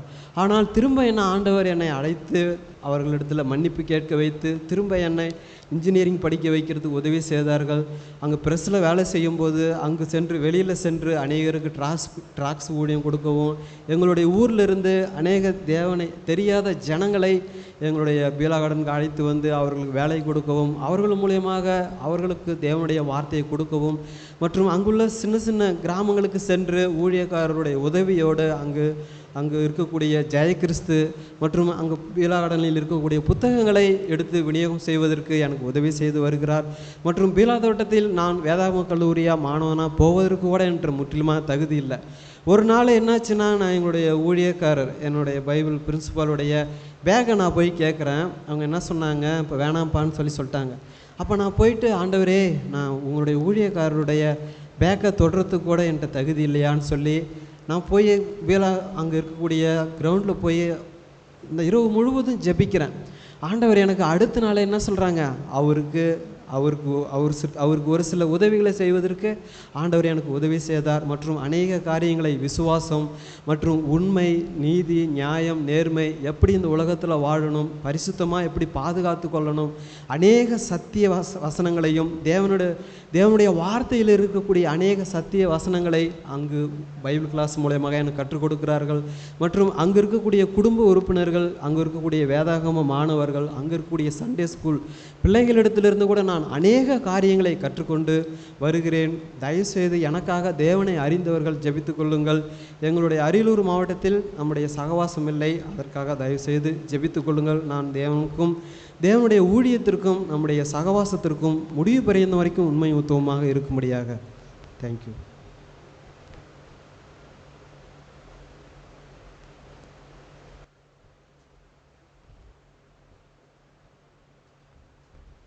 So we are very happy to have the Suresh Marcus to give God's word. சகோதரர் சுரேஷ் மார்க்கஸ் அவர்கள் தேவனுடைய வார்த்தையை கொண்டு வருவதற்கு குறித்து நாங்கள் சந்தோஷப்படுகிறோம். So he worked as an administrator in a school before he got God's call and he came into God's work. அவர் தேவனுடைய அழைப்பை பெற்று தேவனுடைய ஊழியத்திற்கு வருவதற்கு முன்பாக ஒரு பள்ளியிலே நிர்வகித்து வந்து கொண்டிருந்தார். The Lord has been using him in many places. பல இடங்களிலே தேவன் அவரை பயன்படுத்தி வருகிறார். And he is also in charge of the Bible students and the training program for the Bible students in the Beulah Gardens. Beulah Garden இருக்கக்கூடிய வேதாகம மாணவர்களுக்கும் அவர்களுடைய பயிற்சிகளுக்கும் பொறுப்பாளராக இருக்கிறார். His wife Priscilla is a lecturer and they both have been helping in God's work. அவர்களுடைய துணைவியார் Priscilla ஒரு லெக்சரராக இருக்கிறார்கள். இருவரும் தேவனுடைய ஊழியத்தில் உதவி செய்கிறார்கள். So before he comes to deliver God's word, we'll all again stand up and prayerfully sing Spirit of the living God, ஜீவனுள்ள தேவனே. அவர்கள் வந்து தேவனுடைய வார்த்தை கொடுப்பதற்கு முன்பாக நாம் அனைவரும் எழுந்து நின்று ஜீவனுள்ள தேவனின் ஆவியே வாரும் என்ற பல்லவியை நாம் பாடுவோம். And kindly remember, there are only 2 more days. Please invite your friends, neighbors, others who do not know of these meetings. நினைவில் கொள்ளுங்கள், இன்னும் 2 நாட்கள் தான் இருக்கிறது. இந்த கூட்டத்தை குறித்து அறியாத உங்களுடைய நண்பர்கள், உறவினர்கள், மற்றவர்களுக்கு தயவுசெய்து சொல்லுங்கள். We did not mention the morning meetings in the handbill, so through the word of mouth inform others. 10 to 1, 6 standard and above, we'll have a meeting here. காலை கூட்டங்களை குறித்து நாம் கைப்பிரதிகளிலே போடவில்லை. 10 to 1 வரை இங்கே காலையிலே 6ஆம் வகுப்பு, அதற்கு மேல் படிக்கிறவர்களுக்கு மற்றவர்களுக்கு என்று கூட்டங்கள் இங்கே நடைபெறும். And afternoon 3 to 5. மதியம் 3 to 5 வரை இதை நீங்கள் வாய் வழியாக மற்றவர்களுக்கு சொல்லி அழையுங்கள். So these Saturday and Sunday we have these special morning sessions. சனிக்கிழமை, ஞாயிற்றுக்கிழமை விசேஷித்த காலை நிகழ்ச்சிகள் நாம் கொண்டிருக்கிறோம். Of course, Sunday our usual morning service also will be there at 7:30. ஞாயிற்றுக்கிழமை நம்முடைய வழக்கமான காலை ஆராதனையும் 7:30 மணிக்கு இங்கே நடைபெறும். So let us prayerfully sing. நாம் ஜெப சிந்தையோடு ஜீவனுள்ள தேவனின் ஆவியே வாரும் என்ற பல்லவியை பாடுவோம்.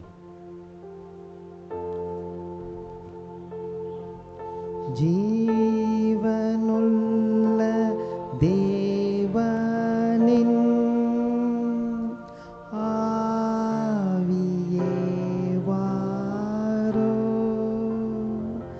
ஜீவனுள்ள தேவனின் ஆவியே வாரோ,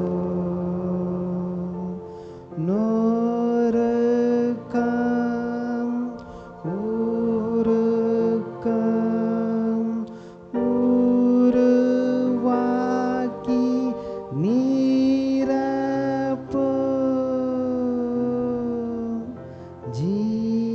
ஜீவனுள்ள தேவனின் ஆவியே வாரோ. Please be seated. தயவுசெய்து அமர்ந்து கொள்ளுங்கள். Let us pray. நாம் ஜெபிப்போம். Gracious Lord, we thank you for yet another opportunity to gather in your holy courts. கிருபையுள்ள பிதாவே, உம்முடைய பரிசுத்த சன்னிதானத்தில் கூடும்படியான இன்னொரு தருணத்திற்காக நன்றி. We thank you for your great love towards each one. எங்கள் ஒவ்வொருவரிடத்திலும் நீர் காண்பிக்கிற பெரிய அன்பிற்காக நன்றி. Lord, even this evening, open our hearts to your word. ஆண்டவரே, இந்த மாலையிலும் உம்முடைய வார்த்தைக்கு எங்கள் இருதயத்தை திறந்தருளும். Thank you for the word given and the testimony. கொடுக்கப்பட்ட வார்த்தைக்காக, சாட்சிக்காக நன்றி. We thank you for all thy stalwarts of faith, giants of faith who walk before us. எங்களுக்கு முன்பாக நடந்து சென்றிருக்கிற விசுவாச வீரர்களுக்காக நன்றி. We especially thank you for the lives of Uncle Jay Singh and Auntie. விசேஷமாக uncle Jaisingh, aunty Jaisingh அவர்களுடைய ஜீவியத்திற்காக நன்றி. Lord, we are able to see the fruit of their labors. ஆண்டவரே, அவர்களுடைய பிரயாசங்களின் கனிகளை காண முடிகிறது. And help us, Lord, even this evening speak to us from thy holy word. எங்களுக்கு உதவி செய்யும் ஆண்டவரே, இந்த மாலையிலே உம்முடைய பரிசுத்த வார்த்தையை கொண்டு எங்களோடு பேசும். You know the need of everyone. ஒவ்வொருவருடைய தேவையும் உமக்கு தெரியும். These people have come for thy word and not my words. இந்த மக்கள் என்னுடைய வார்த்தைகளுக்காக அல்ல, உம்முடைய வார்த்தைக்காக வந்திருக்கிறார்கள். So speak to us accordingly. ஆகவே அதற்கேற்ற பிரகாரம் எங்களோடு பேசும். Cleanse me afresh, Lord. என்னை மறுபடியுமாக கழுவும் ஆண்டவரே. I am just unclean. Just because of your blood I am standing here. நான் அபாத்திரன், உம்முடைய இரத்தத்தினாலே நான் இங்கே நிற்கிறேன். Be thou glorified. நீரே மகிமைப்பட்டருளும். In Jesus' name I pray. இயேசுவின் நாமத்தில் ஜெபிக்கிறேன். Amen. Amen. I praise God for yet another opportunity to share God's word. தேவனுடைய வார்த்தையை பகிர்ந்து கொள்ளும்படி தேவன் கொடுத்திருக்கிற இன்னொரு தருணத்திற்காக தேவனுக்கு நன்றி சொல்லுகிறேன். So thank you for your prayers for us. எங்களுக்காக, உங்கள் ஜெபங்களுக்காக நன்றி. We're always conscious of God's people's prayers. தேவனுடைய பிள்ளைகளின் ஜெபத்தை குறித்து எப்பொழுதும் நாங்கள் உணர்வுள்ளவர்களாக இருக்கிறோம். Let's turn to the Gospel according to St. John. யோவான் எழுதிய சுவிசேஷத்திற்கு நாம் திருப்புவோம். Chapter 5. 5ஆம் அதிகாரம். John chapter 5. யோவான் 5ஆம் அதிகாரம். verses 5 and 6. 5-6 வசனங்கள். And a certain man was there which had an infirmity 38 years. 38 வருஷம் வியாதி கொண்டிருந்த ஒரு மனுஷன் அங்கே இருந்தான். When Jesus saw him lie and knew that he had been now a long time in that case, he saith unto him, Wilt thou be made whole? படுத்திருந்த அவனை இயேசு கண்டு அவன் வெகு காலமாய் வியாதியஸ்தன் என்று அறிந்து அவனை நோக்கி சொஸ்தமாக வேண்டும் என்று விரும்புகிறாயா என்று கேட்டார். This is the most familiar incident to so many of you. உங்களில் அநேகருக்கு இது மிகவும் பிரபலமான ஒரு நிகழ்ச்சி. There was a pool called Bethesda. Bethesda என்று ஒரு குளம் இருந்தது. Near the sheep gate on the northeastern side of Jerusalem. எருசலேமின் வடகிழக்கு பகுதியிலே ஆட்டு வாசலின் அருகே அது இருந்தது. So animals from various places were brought in there for sacrifice. பலி செலுத்தப்படும்படியாக மிருகங்கள் அந்த இடத்தில் வழியாக கொண்டு வரப்படும். There was a pool and many sick people used to wait for a healing touch. அங்கே ஒரு குளம் இருந்தது. அநேக சுகவீனமானவர்கள் குணமாக்கும் தொடுதலுக்காக காத்திருந்தார்கள். Occasionally an angel used to come and move the waters. அவ்வப்பொழுது ஒரு தூதன் வந்து அந்த தண்ணீரை கலக்குவான். And after the angel stirred the waters, தூதன் தண்ணீரை கலக்கிய பிற்பாடு whoever gets into the water first, தண்ணீருக்குள் யார் முதலாவது செல்கிறார்களோ and that person used to be healed. அந்த நபர் சுகமாவான். Only the first person. முதல் நபர் மாத்திரமே. So people used to wait for their turn. ஆகவே மக்கள் அவர்களுடைய காரியம் வரும்படி காத்திருப்பார்கள். Here we read of a man lying there for 38 years. இங்கே ஒரு மனிதன் 38 ஆண்டுகள் படுத்திருப்பதை குறித்து வாசிக்கிறோம். It's really a surprising thing to know that for so long he is there. அவன் எவ்வளவு காலம் அங்கே இருந்தான் என்பதை கேட்பது மிகவும் ஆச்சரியமாக இருக்கிறது. One day the Lord approached him. ஒரு நாள் ஆண்டவர் அவனை அணுகினார். He saw him lying there for so long. நீண்ட காலம் அங்கே இருப்பதை பார்த்தார். And he asked him this question, Will thou be made whole? இந்த கேள்வியை கேட்டார், சுஸ்தமாக வேண்டும் என்று விரும்புகிறாயா? He was there for so long, நீண்ட காலம் அங்கே இருந்தான், but could not be healed. ஆனால் குணமாகவில்லை. And this man was a paralytic. இந்த மனிதன் ஒரு சோம்பின கையை உடலை கொண்டவனாக இருந்தான். But ஆனால் he was conscious. ஆனால் உணர்வுள்ளவனாக இருந்தான். His senses were working. அவனுடைய உணர்வுகள் எல்லாம் வேலை செய்தது. He could speak. பேச முடிந்தது. He could see. அவனால் பார்க்க முடிந்தது. He was observing all the happenings around. சுற்றி நடக்கிற காரியங்களை எல்லாம் கவனித்துக் கொண்டிருந்தான். And he was a Jew. அவன் ஒரு யூதன். Israelite living in Jerusalem. எருசலேமிலே வசித்து வந்த இஸ்ரவேலன். And he knew the scriptures. வேத வாக்கியங்களை அறிந்திருந்தான். He knew the power of God. தேவனுடைய வல்லமை அறிந்திருந்தான். He knew that the God of Israel is a living God. இஸ்ரவேலின் தேவன் ஜீவனுள்ள தேவன் என்று அறிந்திருந்தான். And he was a prayer answering God. அவர் ஜெபத்திற்கு பதில் அளிக்கிற தேவன். So he knew all of this. இவை எல்லாவற்றையும் அவன் அறிவான். Instead of crying to God, தேவனை நோக்கி கதறுவதற்கு பதில் he was lying there for 38 years. 38 ஆண்டுகள் அங்கே படுத்து கிடந்தான். Expecting that someone would come and take him to the pool after the angel stirs the waters. யாராவது வருவார்கள், அந்த தூதன் தண்ணீரை கலக்கிய பிற்பாடு தண்ணீருக்குள் இறக்குவார்கள் என்று எதிர்பார்த்திருந்தான். But something we have to notice here is, இங்கே நாம் கவனிக்க வேண்டிய ஒரு காரியம் என்னவென்றால், only occasionally the waters were stirred. அவ்வப்பொழுதுதான் அந்த தண்ணீர் கலக்கப்படும். And only the first person was touched. முதல் நபர் மாத்திரமே தொடப்பட்டான். Whoever goes into the water for the first time after the stirring. அந்த தண்ணீர் கலக்கப்பட்டவுடன் தண்ணீருக்குள் இறங்குகிற முதல் மனிதன் மாத்திரமே. But ஆனால் God is available all the time. தேவன் எப்பொழுதுமே இருக்கிறார். 24/7. 24 மணி நேரம் 7 நாட்களும். He is a prayer hearing and prayer answering God. அவர் ஜெபத்தை கேட்கும் பதிலளிக்கும் தேவன். Need not wait for occasional movement of the waters. அவ்வப்பொழுது தண்ணீர் கலங்கும்படி காத்திருக்க வேண்டியதில்லை. The power to be healed is available all the time. குணமாகும் வல்லமை எப்பொழுதுமே இருந்தது. It's not limited to just one person. ஒரு நபருக்கு மாத்திரம் அது அல்ல. The Lord is able to heal each and every one. ஒவ்வொருவரையும் ஆண்டவரால் குணமாக்க முடியும். But sadly, துக்ககரமாக he had no faith in the living God. ஜீவனுள்ள தேவன் பேரில் அவனுக்கு விசுவாசம் இல்லை. But he had faith in the waters that were stirred. ஆனால் கலக்கப்பட்ட தண்ணீரிலே அவனுக்கு விசுவாசம் இருந்தது.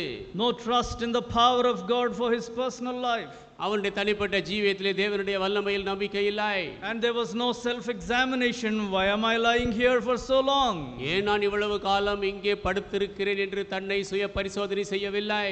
Sad to say, துக்கமான சொல்வதற்கு துக்கமாக இருக்கிறது.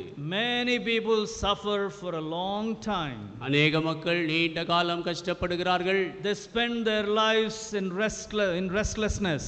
அவர்களுடைய ஜீவிய காலத்தை இளைப்பாறுதல் இல்லாமல் செலவழிக்கிறார்கள். And many they while away their life in unprofitableness. அநேகர் அவர்களுடைய ஜீவியத்தை பிரயோஜனம் இல்லாதவற்றிலே வீணாக்குகிறார்கள். They spend most of their years as dependents. அவர்களுடைய அநேக ஆண்டுகளை பிறரை சார்ந்து செலவழிக்கிறார்கள். They never sit at Jesus' feet and settle the matter. ஒருபோதும் இயேசுவின் பாதத்தில் அமர்ந்து காரியத்தை முடிப்பதில்லை. They don't mean business with the Lord directly. ஆண்டவரோடு நேரடியாக கிரியை நடப்பிப்பதில்லை. They don't want to get delivered அவர்கள் விடுதலை directly, I mean. அவர்கள் விடுதலை அடைய விரும்பவில்லை. Instead, மாறாக expecting someone to do something. யாராவது எதையாவது செய்ய வேண்டும் என்று எதிர்பார்க்கிறார்கள். This man was expecting someone to come and take him. இந்த மனிதனோ யாராவது வந்து அவனை எடுத்துச் செல்லும்படி எதிர்பார்த்தான். Or they'll keep blaming others. இல்லை என்றால் மற்றவர்களை குறை சொல்லிக் கொண்டிருப்பார்கள். Nobody is helping me. எனக்கு யார் உதவி செய்வதில்லை. So no, because nobody knows when the angel would come and stir the waters. ஏனென்றால் யாருக்குமே தூதன் எப்பொழுது வருவான் தண்ணீரை கலக்குவான் என்று தெரியாது. So they would eagerly wait there. அவர்கள் ஆவலாக காத்திருப்பார்கள். This man didn't get a chance. இந்த மனிதனுக்கு வாய்ப்பு கிடைக்கவில்லை. He did not check on himself. அவன் தன்னையே சோதித்து பார்க்கவில்லை. Why am I lying down for so long? நான் ஏன் நீண்ட காலம் இங்கே படுத்து கிடக்கிறேன்? But he became a big complainer. ஆனால் அவனோ அதிகமாக குறை சொல்லுகிறவனானான். This is the problem with some people. சில மக்களிடத்தில் இதுதான் பிரச்சனை. They don't get down to prayer. அவர்கள் ஜெபத்திற்கு போவதில்லை. They don't build up a personal relationship with the Lord. ஆண்டவரோடு தனிப்பட்ட உறவை அவர்கள் உருவாக்குவதில்லை. And from their personal side they don't do anything for the Lord. அவர்கள் பக்கத்திலிருந்து ஆண்டவருக்கென்று எதுவும் செய்வதில்லை. But they keep complaining. ஆனால் குறை சொல்லிக் கொண்டே இருப்பார்கள். This man for 38 years lying there, that means we should understand that he is 60 plus years. இந்த மனிதன் 38 ஆண்டுகள் அங்கே படுத்திருந்தான். அதனுடைய அர்த்தம் என்னவென்றால் அவனுக்கு 60 வயதுக்கு மேல் ஆகிவிட்டது. At least that's the minimum we can understand. அதுதான் அந்த அளவிற்கு தான் அவனை குறித்து நாம் குறைந்தது அறிந்து கொள்ள முடியும். But the Lord saw his helpless condition. ஆனால் அவனுடைய உதவியற்ற நிலைமை ஆண்டவர் பார்த்தார். The Lord went to him directly. ஆண்டவர் அவனிடம் நேரடியாக சென்றார். He asked him this question. இந்த கேள்வியை கேட்டார். Do you want to be made whole? நீ சுஸ்தமடைய விரும்புகிறாயா? Do you want to be made whole? நீ சுஸ்தமாக விரும்புகிறாயா? A straight question. நேரடியான கேள்வி. But what is his answer? ஆனால் அவன் பதில் என்ன? 7th verse. 7ஆம் வசனம். The impotent man answered him, Sir, I have no man when the water is troubled to put me into the pool, but while I am coming, another steppeth down before me. அதற்கு வியாதிஸ்தன், ஆண்டவரே, தண்ணீர் கலக்கப்படும் போது என்னை குளத்தில் கொண்டு போய் விடுகிறதற்கு ஒருவரும் இல்லை. நான் போகிறதற்குள்ளே வேறொருவன் எனக்கு முந்தி இறங்கி விடுகிறான். The Lord didn't ask him for the reason why he is there for so long. ஏன் அவன் இவ்வளவு காலம் இருக்கிறான் என்று ஆண்டவர் காரணத்தை அவனிடத்தில் கேட்கவில்லை. No explanation was asked. எந்த விளக்கமும் கேட்கப்படவில்லை. The Lord asked him one direct question. ஆண்டவர் ஒரு நேரடி கேள்வி கேட்டார். Do you want to be made whole? நீ சுஸ்தமாக விரும்புகிறாயா? But the answer was not proper. ஆனால் சரியான பதில் வரவில்லை. I have no man. எனக்கு உதவி செய்ய யாரும் இல்லை. No one to take me after the water is stirred. தண்ணீர் கலக்கப்பட்ட பிற்பாடு என்னை எடுத்துச் செல்ல யாரும் இல்லை. Somebody else goes before me. யாராவது எனக்கு முன்பு போய் விடுகிறான். That's the reason why I'm lying here. ஆகவே தான் நான் இங்கே படுத்திருக்கிறேன். If we can ask a direct question, நேரடியான கேள்வியை கேட்க முடிந்தால், did you ever cry to God? தேவனை நோக்கி எப்பொழுதாவது கதறினாயா? All these 38 years, 38 ஆண்டுகள் You know the law, you know the history of Israel. உனக்கு ஆண்டவரை தெரியும், இஸ்ரவேலின் சரித்திரம் தெரியும். He was not a stranger. அவர் அந்நியன் அல்ல. He was a Jewish person. அவர் ஒரு யூதர். But still, ஆனாலும் why could he not recollect the wonders that God had done to the forefathers? ஏன் அவருடைய முற்பிதாக்களுக்கு தேவன் செய்த அற்புதங்களை நினைவுபடுத்தி பார்க்க முடியவில்லை? What great answers God gave them. தேவன் எவ்வளவு பெரிய பதில்களை அவர்களுக்கு தந்தார். How many miracles God performed. எத்தனை அற்புதங்களை தேவன் செய்தார். What great deliverances God provided them. தேவன் எவ்வளவு பெரிய விடுதலை அவர்களுக்கு கொடுத்தார். What happened to them? அதெல்லாம் என்ன நேரிட்டது? This man's focus was on somebody else. இந்த மனிதனுடைய கண்ணோட்டம் வேறு யார் மேலோ இருந்தது. He was not able to answer the Lord straight. ஆண்டவருக்கு நேரடியாக இவனால் பதில் சொல்ல முடியவில்லை. Yes, Lord, I want to be made whole. ஆம் ஆண்டவரே, நான் சுத்தமாக விரும்புகிறேன். That answer was not there. அந்த பதில் அங்கே இல்லை. Why do we come here to the house of God? நாம் ஏன் இங்கே தேவனுடைய வீட்டிற்கு வருகிறோம்? Time and again we gather in the house of God. மறுபடியும் ஆண்டவருடைய வீட்டிலே நாம் வந்து சேர்கிறோம். Or every day most of you pray. ஆனால் ஒவ்வொரு நாளும் அநேகர் ஜெபிக்கிறீர்கள். What for? எதற்காக? What is the purpose? அந்த நோக்கம் என்ன? Is there a desire to be saved? ரட்சிக்கப்படும்படி வாஞ்சை உண்டா? Is there a desire to be delivered? விடுவிக்கப்படும்படி வாஞ்சை உண்டா? Is there a desire to be victorious? வெற்றியுள்ள வாழ்க்கை வாழும் வாஞ்சை உண்டா? Do you mean business with God? தேவனோடு கிரியை செய்ய விரும்புகிறீர்களா? What is the purpose for which we gather? நாம் கூடி வரும் நோக்கம் என்ன? Because we see some people's lives. சில மக்களுடைய ஜீவியத்தை பார்த்தால் They pray well. நன்றாக ஜெபிக்கிறார்கள். But we don't see deliverance in their lives. ஆனால் அவர்கள் வாழ்க்கையிலே விடுதலையை பார்ப்பதில்லை. For years they are living unprofitable lives. ஆண்டுகளாக பிரயோஜனம் இல்லாமல் வாழ்கிறார்கள். No progress in their spiritual lives. அவர்கள் ஆவிக்குரிய ஜீவியத்தில் வளர்ச்சி இல்லை. They are just there in the same position since the beginning. அதே இடத்திலே ஆரம்பத்திலிருந்து இருந்து கொண்டிருக்கிறார்கள். What's the problem? பிரச்சனை என்ன? What's the problem? பிரச்சனை என்ன? The Lord is there. His power is available. ஆண்டவர் இருக்கிறார், அவருடைய வல்லமை இருக்கிறது. All the time some people's focus is on others.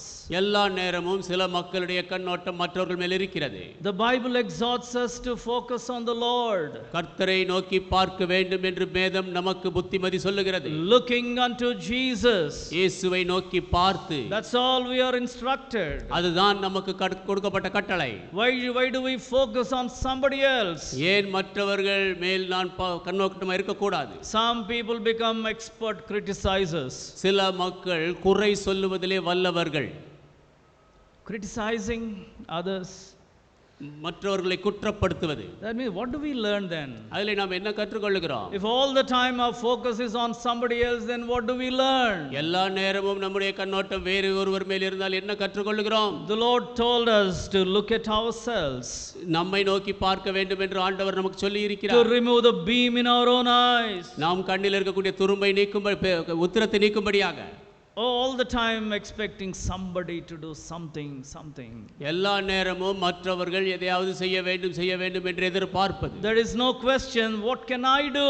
நான் என்ன செய்யட்டும் என்ற கேள்வி இல்லை. What can I do?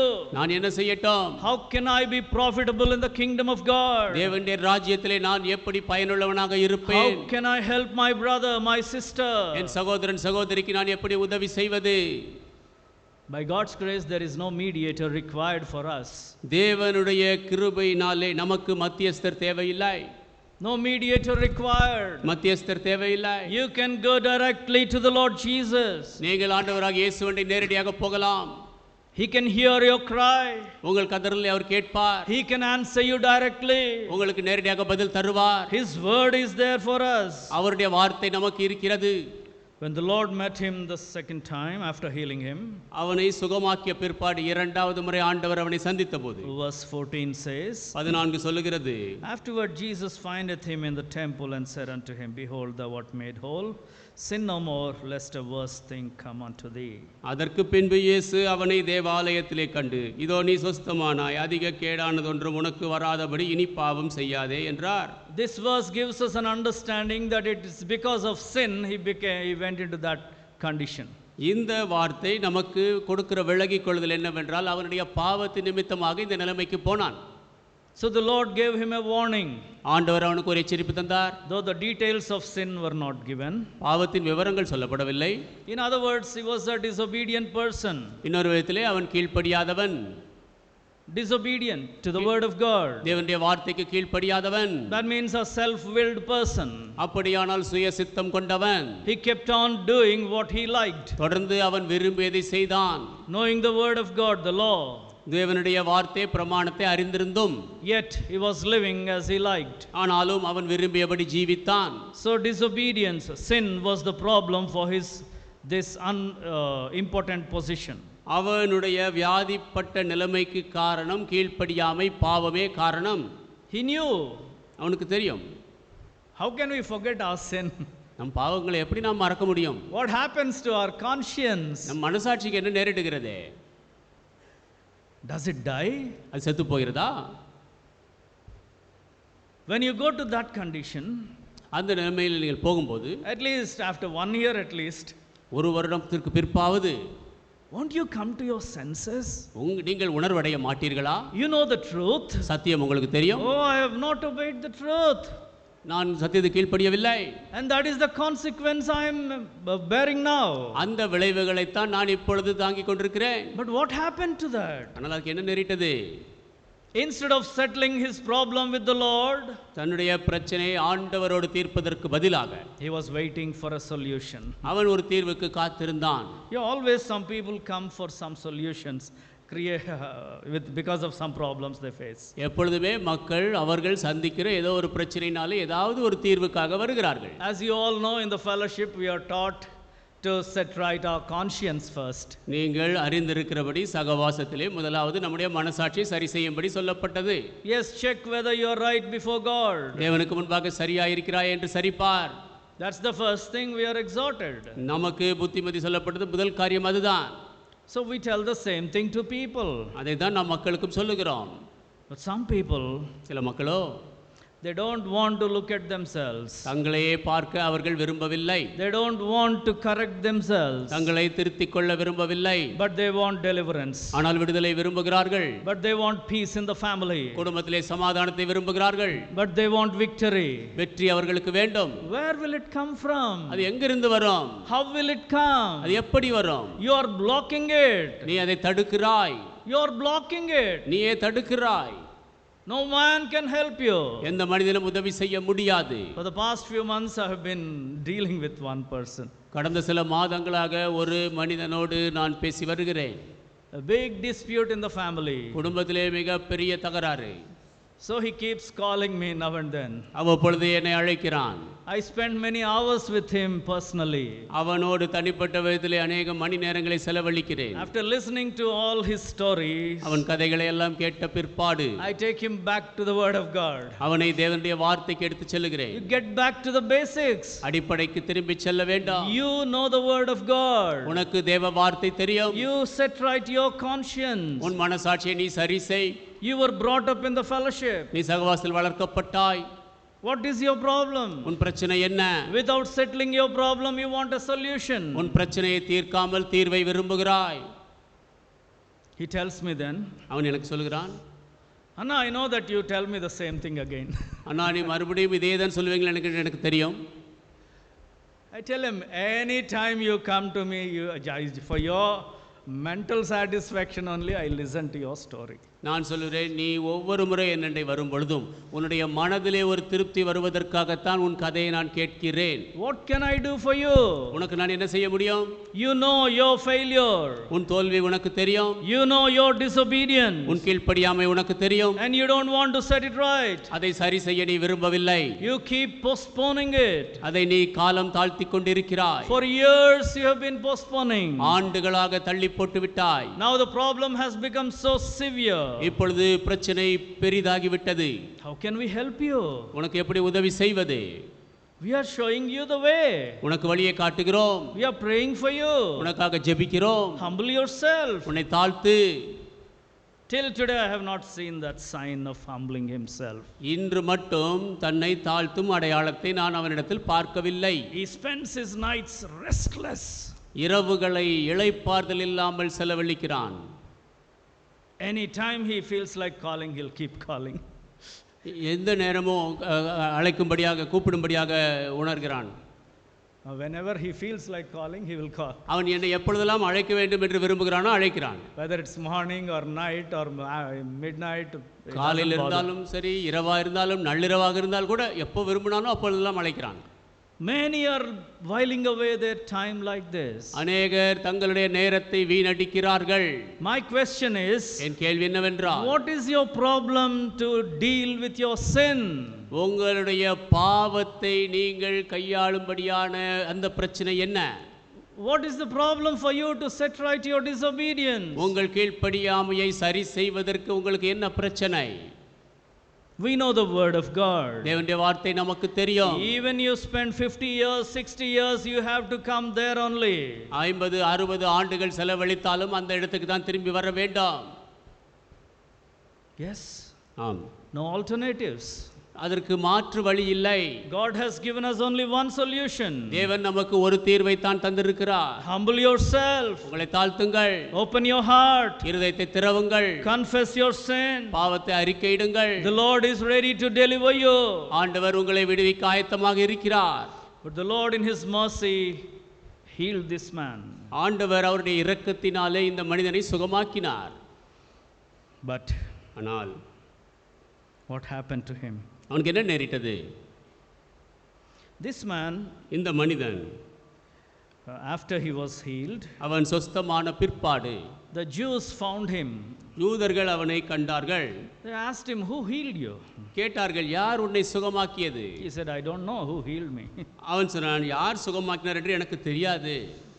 But he told me to take up my bed and walk. ஆனால் அவர் படுக்கை எடுத்துக்கொண்டு நட என்று சொன்னார். Okay, that's okay. அது சரி. But then the Lord met him. ஆண்டவர் அவனை சந்தித்தார். He warned him.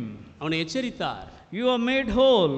நீ சொஸ்தமானாய். Sin no more. இனி பாவம் செய்யாதே. Lest a worse thing come unto thee. இல்லை என்றால் இதை விட கேடானது ஒன்று உனக்கு வரும். So what should he do? நாம் என்ன செய்ய வேண்டும்? The Lord clearly told him. ஆண்டவர் அவனுக்கு தெளிவாக சொன்னார். That means he should go to the Lord again. அப்படியானால் அவன் ஆண்டவரண்டை மறுபடியும் செல்ல வேண்டும். He should keep following the Lord. ஆண்டவரை பின்பற்ற வேண்டும். He should grow in the fellowship of the Lord. ஆண்டவருடைய ஐக்கியத்தில் வளர வேண்டும்.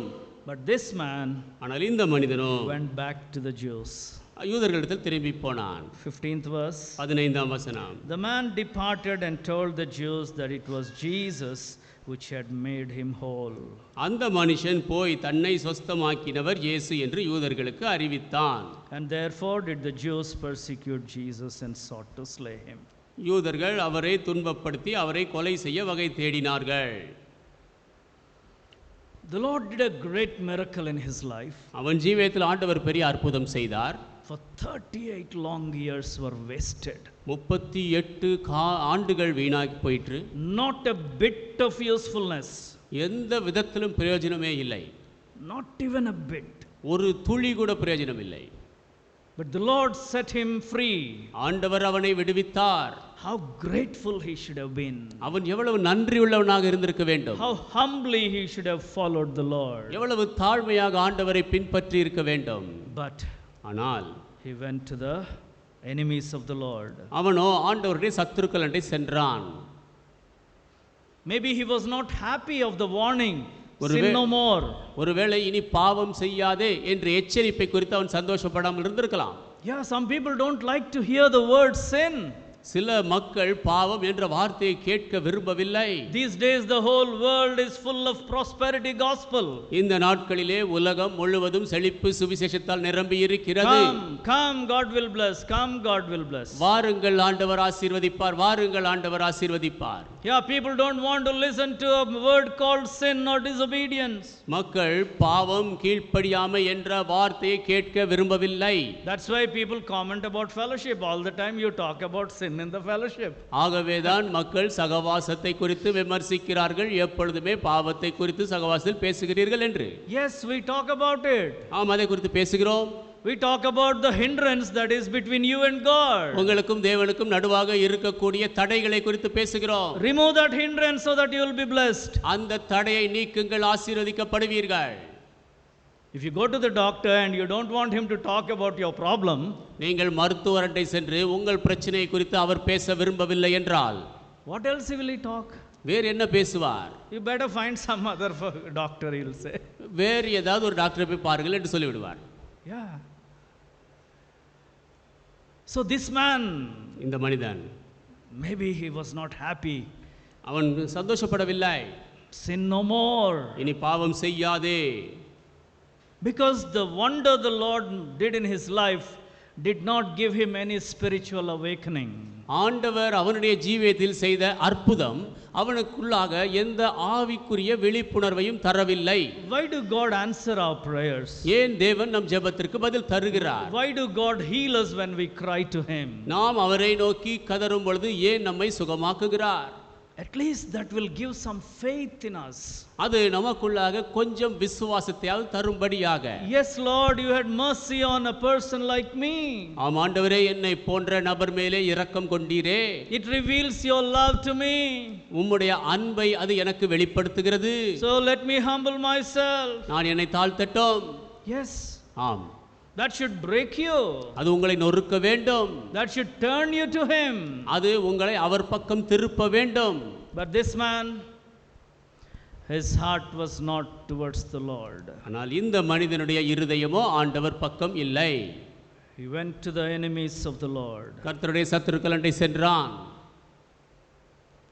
After receiving such a marvel, அவ்வளவு அற்புதத்தை பெற்ற பிற்பாடு, or experiencing the power of God in your life, ஜீவியத்திலே தேவ வல்லமை அனுபவித்த பிற்பாடு, what should be your attitude? உங்கள் மனப்பான்மை என்னவாக இருக்க வேண்டும்? How should be our conduct? நம்முடைய நடத்தை எப்படி இருக்க வேண்டும்? In the Bible we see many incidents. வேதத்திலே அநேக நிகழ்ச்சிகளை பார்க்கிறோம். After they were healed, அவர்கள் சுகமான பிற்பாடு they followed the Lord and glorified him, it says. ஆண்டவரை பின்பற்றி மகிமைப்படுத்தினார்கள் என்று வேதம் சொல்லுகிறது. They glorified God. தேவனை மகிமைப்படுத்தினார்கள். They followed him. அவரை பின்பற்றினார்கள். They didn't want to leave him. அவரை விட அவர்கள் விரும்பவில்லை. Okay Lord, you healed me. ஆண்டவரே, நீர் என்னை சுகமாக்கினீர். Let me find my own way. நான் என் சொந்த வழியை காணட்டும். Dear brothers and sisters, அன்பான சகோதர சகோதரிகளே, even after experiencing the transforming power or a healing power or a delivering power of the Lord, ஆண்டவருடைய மாற்றும் வல்லமை அனுபவித்த பிற்பாடும், சுகமாக்கும் வல்லமை அனுபவித்த பிற்பாடும், விடுவிக்கும் வல்லமை அனுபவித்த பிற்பாடும் கூட what must we do? நாம் என்ன செய்ய வேண்டும்? Is it to live as we like? நாம் விரும்பியபடி ஜீவிப்பதற்கா? Is it to continue in our selfish life? சுயநலமான வாழ்க்கையில் தொடர்வதற்கா? Is it to live as you like in the world? உலகத்திலே நீங்கள் விரும்பியபடி ஜீவிப்பதற்கா? Is that the reason why God extended our lives? அதற்காகத்தான் தேவன் நம் ஜீவியத்தை நீட்டியிருக்கிறாரா? Or to change your attitude and live for his glory? இல்லை, உங்கள் மனப்பான்மை மாற்றிக்கொண்டு அவருடைய மகிமைக்காக ஜீவிப்பதற்கா? That's what we see in the lives of Israelites. அதைத்தான் இஸ்ரவேலருடைய வாழ்க்கையிலே பார்க்கிறோம். They were delivered from Egypt. எகிப்திலிருந்து விடுவிக்கப்பட்டார்கள். Great wonders were done. பெரிய அற்புதங்கள் செய்யப்பட்டது. And they were crossed the Red Sea. செங்கடலை கடந்தார்கள். And they saw with their own eyes their enemies were drowned in the sea. சத்துருக்கள் கடலிலே மூழ்கியதை அவர்கள் கண்களால் கண்டார்கள். Oh, they sang a great song. மிகப்பெரிய பாடலை பாடினார்கள். But then ஆனால் the song is gone in few days. சில நாட்களிலே பாடல் போய்விட்டது. There was no water to drink. குடிப்பதற்கு தண்ணீர் இல்லை. They started grumbling. முறுமுறுக்க ஆரம்பித்தார்கள். That was their life all through in the wilderness. வனாந்தரத்தில் முழுவதும் அவர்கள் ஜீவியம் அப்படித்தான் இருந்தது. A little inconvenience, கொஞ்சம் அசௌகரியம், they keep grumbling. முறுமுறுப்பது. Their focus was not on the promised land. அவர்களுடைய கண்கள் வாக்கு பண்ணப்பட்ட தேசத்தின் மேல் இல்லை. Okay, we have our great God with us.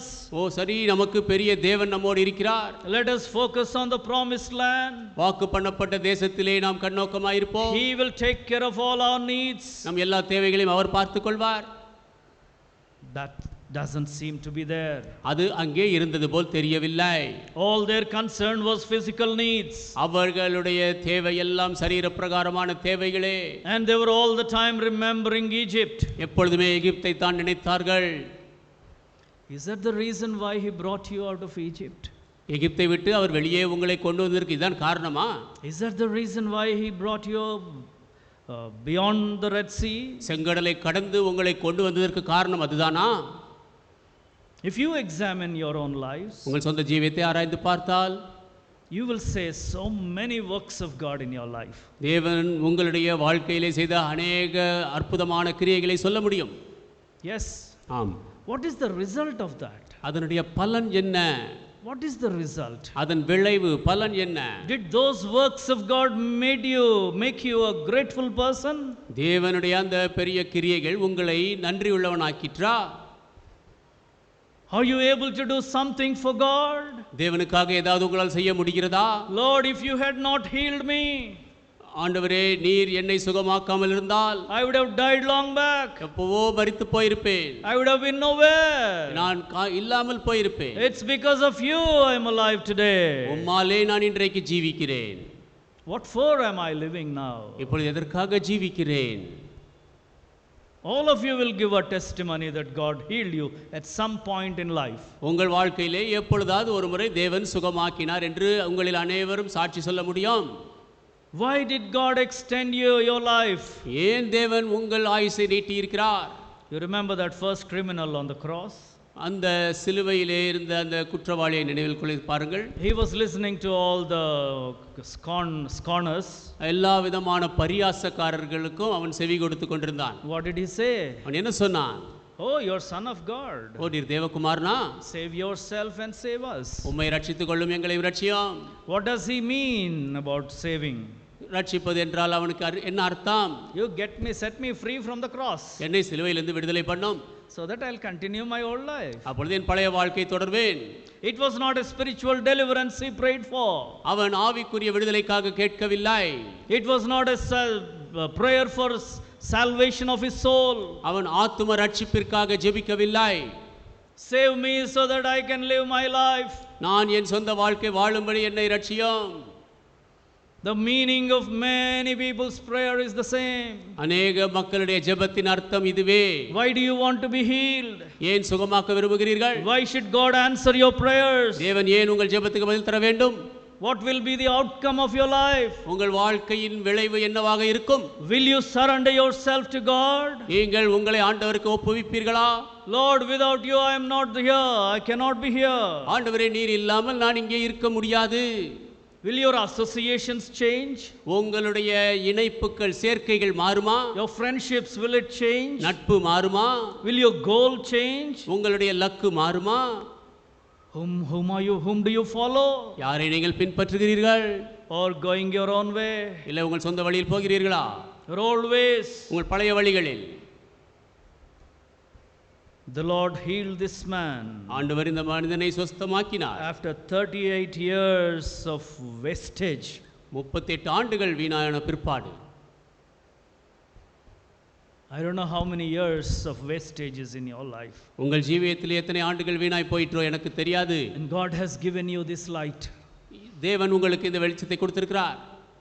What are you doing with this light? இந்த வெளிச்சத்தை வைத்து என்ன செய்கிறீர்கள்? What are we doing? நாம் என்ன செய்கிறோம்? Are we living for his glory? அவருடைய மகிமைக்காக ஜீவிக்கிறோமா? Are we following sincerely? Are we following him?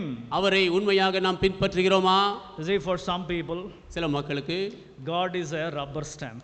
தேவன் ஒரு ரப்பர் ஸ்டாம்ப் போன்றது. Rubber stamp. ஒரு முத்திரை போன்றது. It's like you write if you're working in a college or a school or somewhere. நீங்கள் கல்லூரியிலோ பள்ளியிலோ எங்கேயோ வேலை செய்தால் you write a leave letter. ஒரு விடுமுறை கடிதம் எழுதுவீர்கள். Yeah, you have planned everything. You want to leave everything. உங்களுக்கு விடுமுறை வேண்டும், எல்லாம் திட்டமிட்டு விட்டீர்கள். So you go to your principal or whoever is in charge. உங்களுடைய பிரின்சிபல் இடத்திலோ யாரோ பொறுப்பாளர் இடத்தில் போகிறீர்கள். Just sign. Please sign. தயவுசெய்து கையெழுத்து போடுங்கள் என்கிறீர்கள். A rubber stamp. ஒரு முத்திரை தான். Okay, sometimes you go tell them the situation and take permission And then write a letter, that is a different thing. சில நேரங்களிலே நீங்கள் போய் சூழ்நிலையை சொல்லி அதன் பிற்பாடு அனுமதி பெற்று கடிதம் எழுதுவது வித்தியாசம். But directly taking a letter for a signature. ஆனால் நேரடியாக ஒரு கையெழுத்திற்காக கடிதத்தை எடுத்து செல்வது. Yeah, many Christians are like that. அநேக கிறிஸ்தவர்கள் அப்படி இருக்கிறார்கள். They have their own plans. அவர்கள் சொந்த திட்டங்களை கொண்டிருக்கிறார்கள். They say, Lord, bless me, bless my plans. ஆண்டவரே என்னை ஆசீர்வதியும், என் திட்டங்களை ஆசீர்வதியும். One brother called me for prayer. ஒரு சகோதரன் ஜெபத்திற்கென்று என்னை அழைத்தார். What was the prayer request? என்ன ஜெபத்திற்கான விண்ணப்பம்? My daughter is studying medicine in Ukraine. என்னுடைய மகள் உக்ரைனிலே மருத்துவ படிப்பு படிக்கிறாள். What happened now? இப்பொழுது என்ன நேரிட்டது? The war started. யுத்தம் ஆரம்பித்து விட்டது. Few years ago story I am telling you. சில ஆண்டுகளுக்கு முன்பாக நடந்த கதை சொல்லுகிறேன். And war has started and colleges are not working properly. யுத்தங்கள் ஆரம்பித்து விட்டது, கல்லூரிகள் ஒழுங்காக நடக்கவில்லை. Please pray for her safety. தயவுசெய்து அவளுடைய பாதுகாப்புக்காக ஜெபியுங்கள். Or pray that she may come back home safely. அவள் பத்திரமாக திரும்பி வரும்படி ஜெபியுங்கள். I asked him later. நான் பிற்பாடு அவரை கேட்டேன். Brother, before sending, did you find God's will? சகோதரனே, அவளை அனுப்புவதற்கு முன்பாக தேவ சித்தத்தை அறிந்தீர்களா? He was a converted man. அவர் ரட்சிக்கப்பட்ட மனிதன். And he was for long in the fellowship. He knows everything very well. அவர் நீண்ட காலம் சகவாசத்தில் இருந்தார், எல்லா காரியங்களையும் நன்றாக அறிந்திருந்தார். I asked him, did you find God's will? நான் கேட்டேன், தேவ சித்தத்தை அறிந்தீர்களா? Do you know what he said? அவர் என்ன சொன்னார் தெரியுமா? We thought it was God's will, brother. சகோதரனே, இது தேவ சித்தம் என்று நாங்கள் யோசித்தோம். We thought it was God's will. அது தேவ சித்தமாக இருக்கும் என்று நாங்கள் நினைத்தோம். I felt so sad.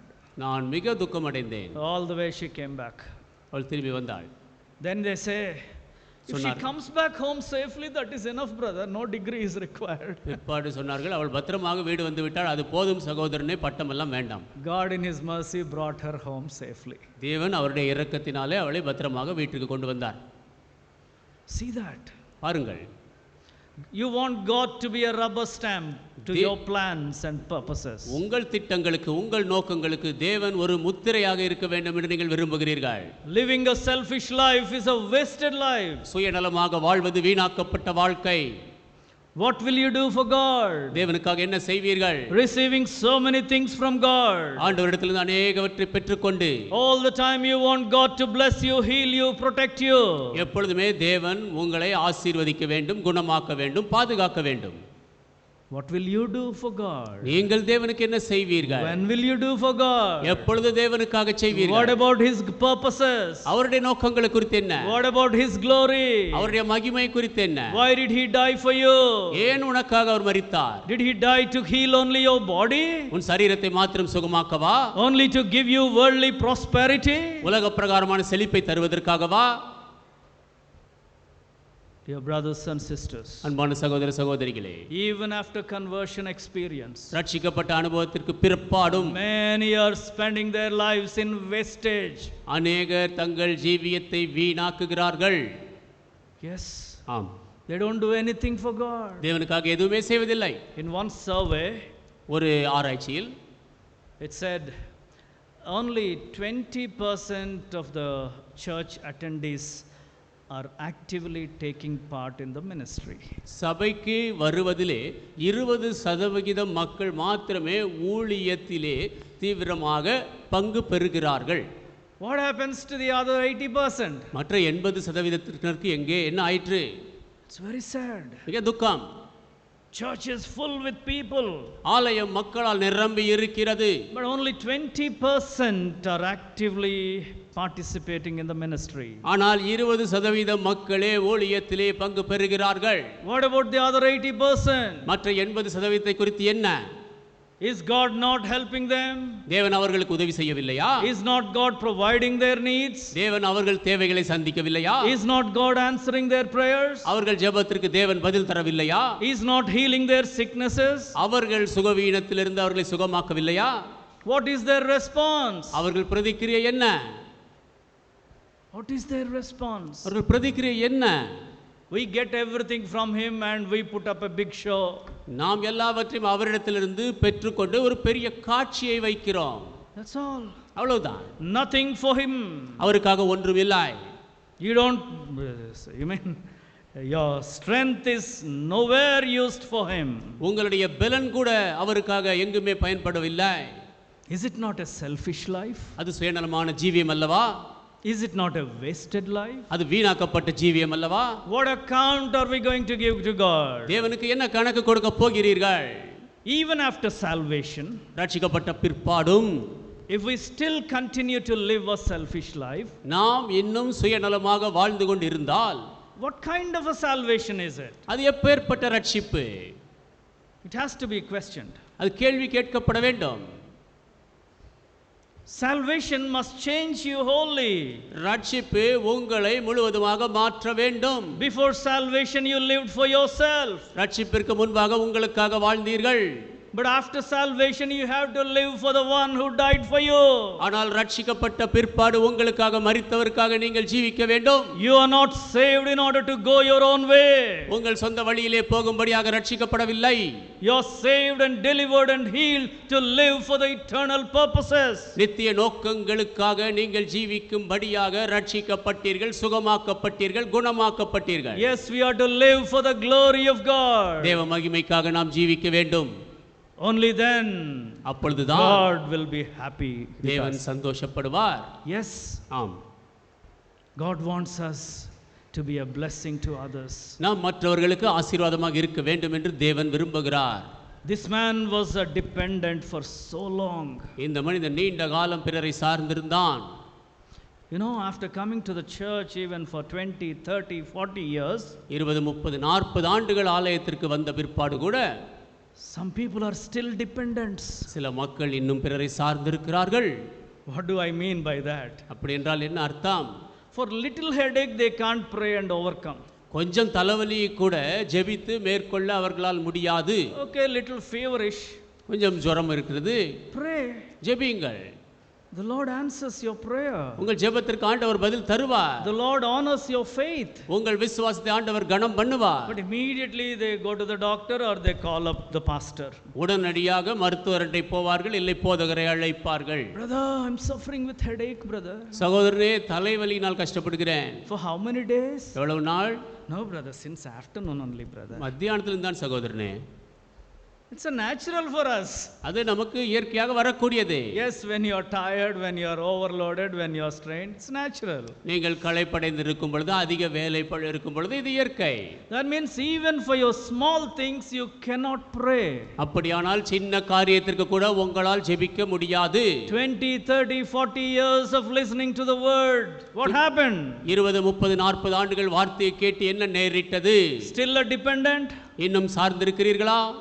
When will you be a profitable person? எப்பொழுது நீங்கள் பிரயோஜனமான நபர் ஆவீர்கள்? When will you rise to a level where you can pray for others? மற்றவர்களுக்காக ஜெபிக்கும் அளவிற்கு நீங்கள் எப்பொழுது எழும்புவீர்கள்? When will you rise to a level where you can lift others? மற்றவர்களை உயர்த்தக்கூடிய அளவிற்கு நீங்கள் எப்பொழுது எழும்புவீர்கள்? Yes, the Lord wants us to be a people who will edify others. மற்றவர்களை பக்தி விருத்தி அடைய செய்யக்கூடிய மக்களாக நாம் இருக்க தேவன் விரும்புகிறார்.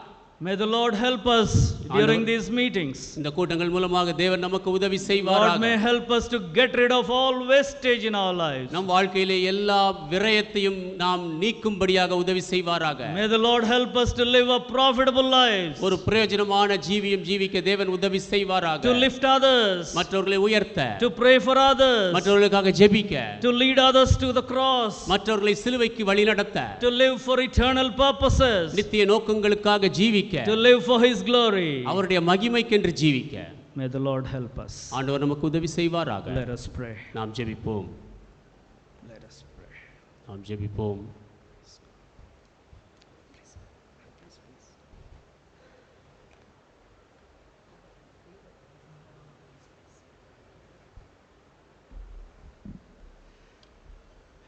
Heavenly Father, we thank you for this stirring word of God.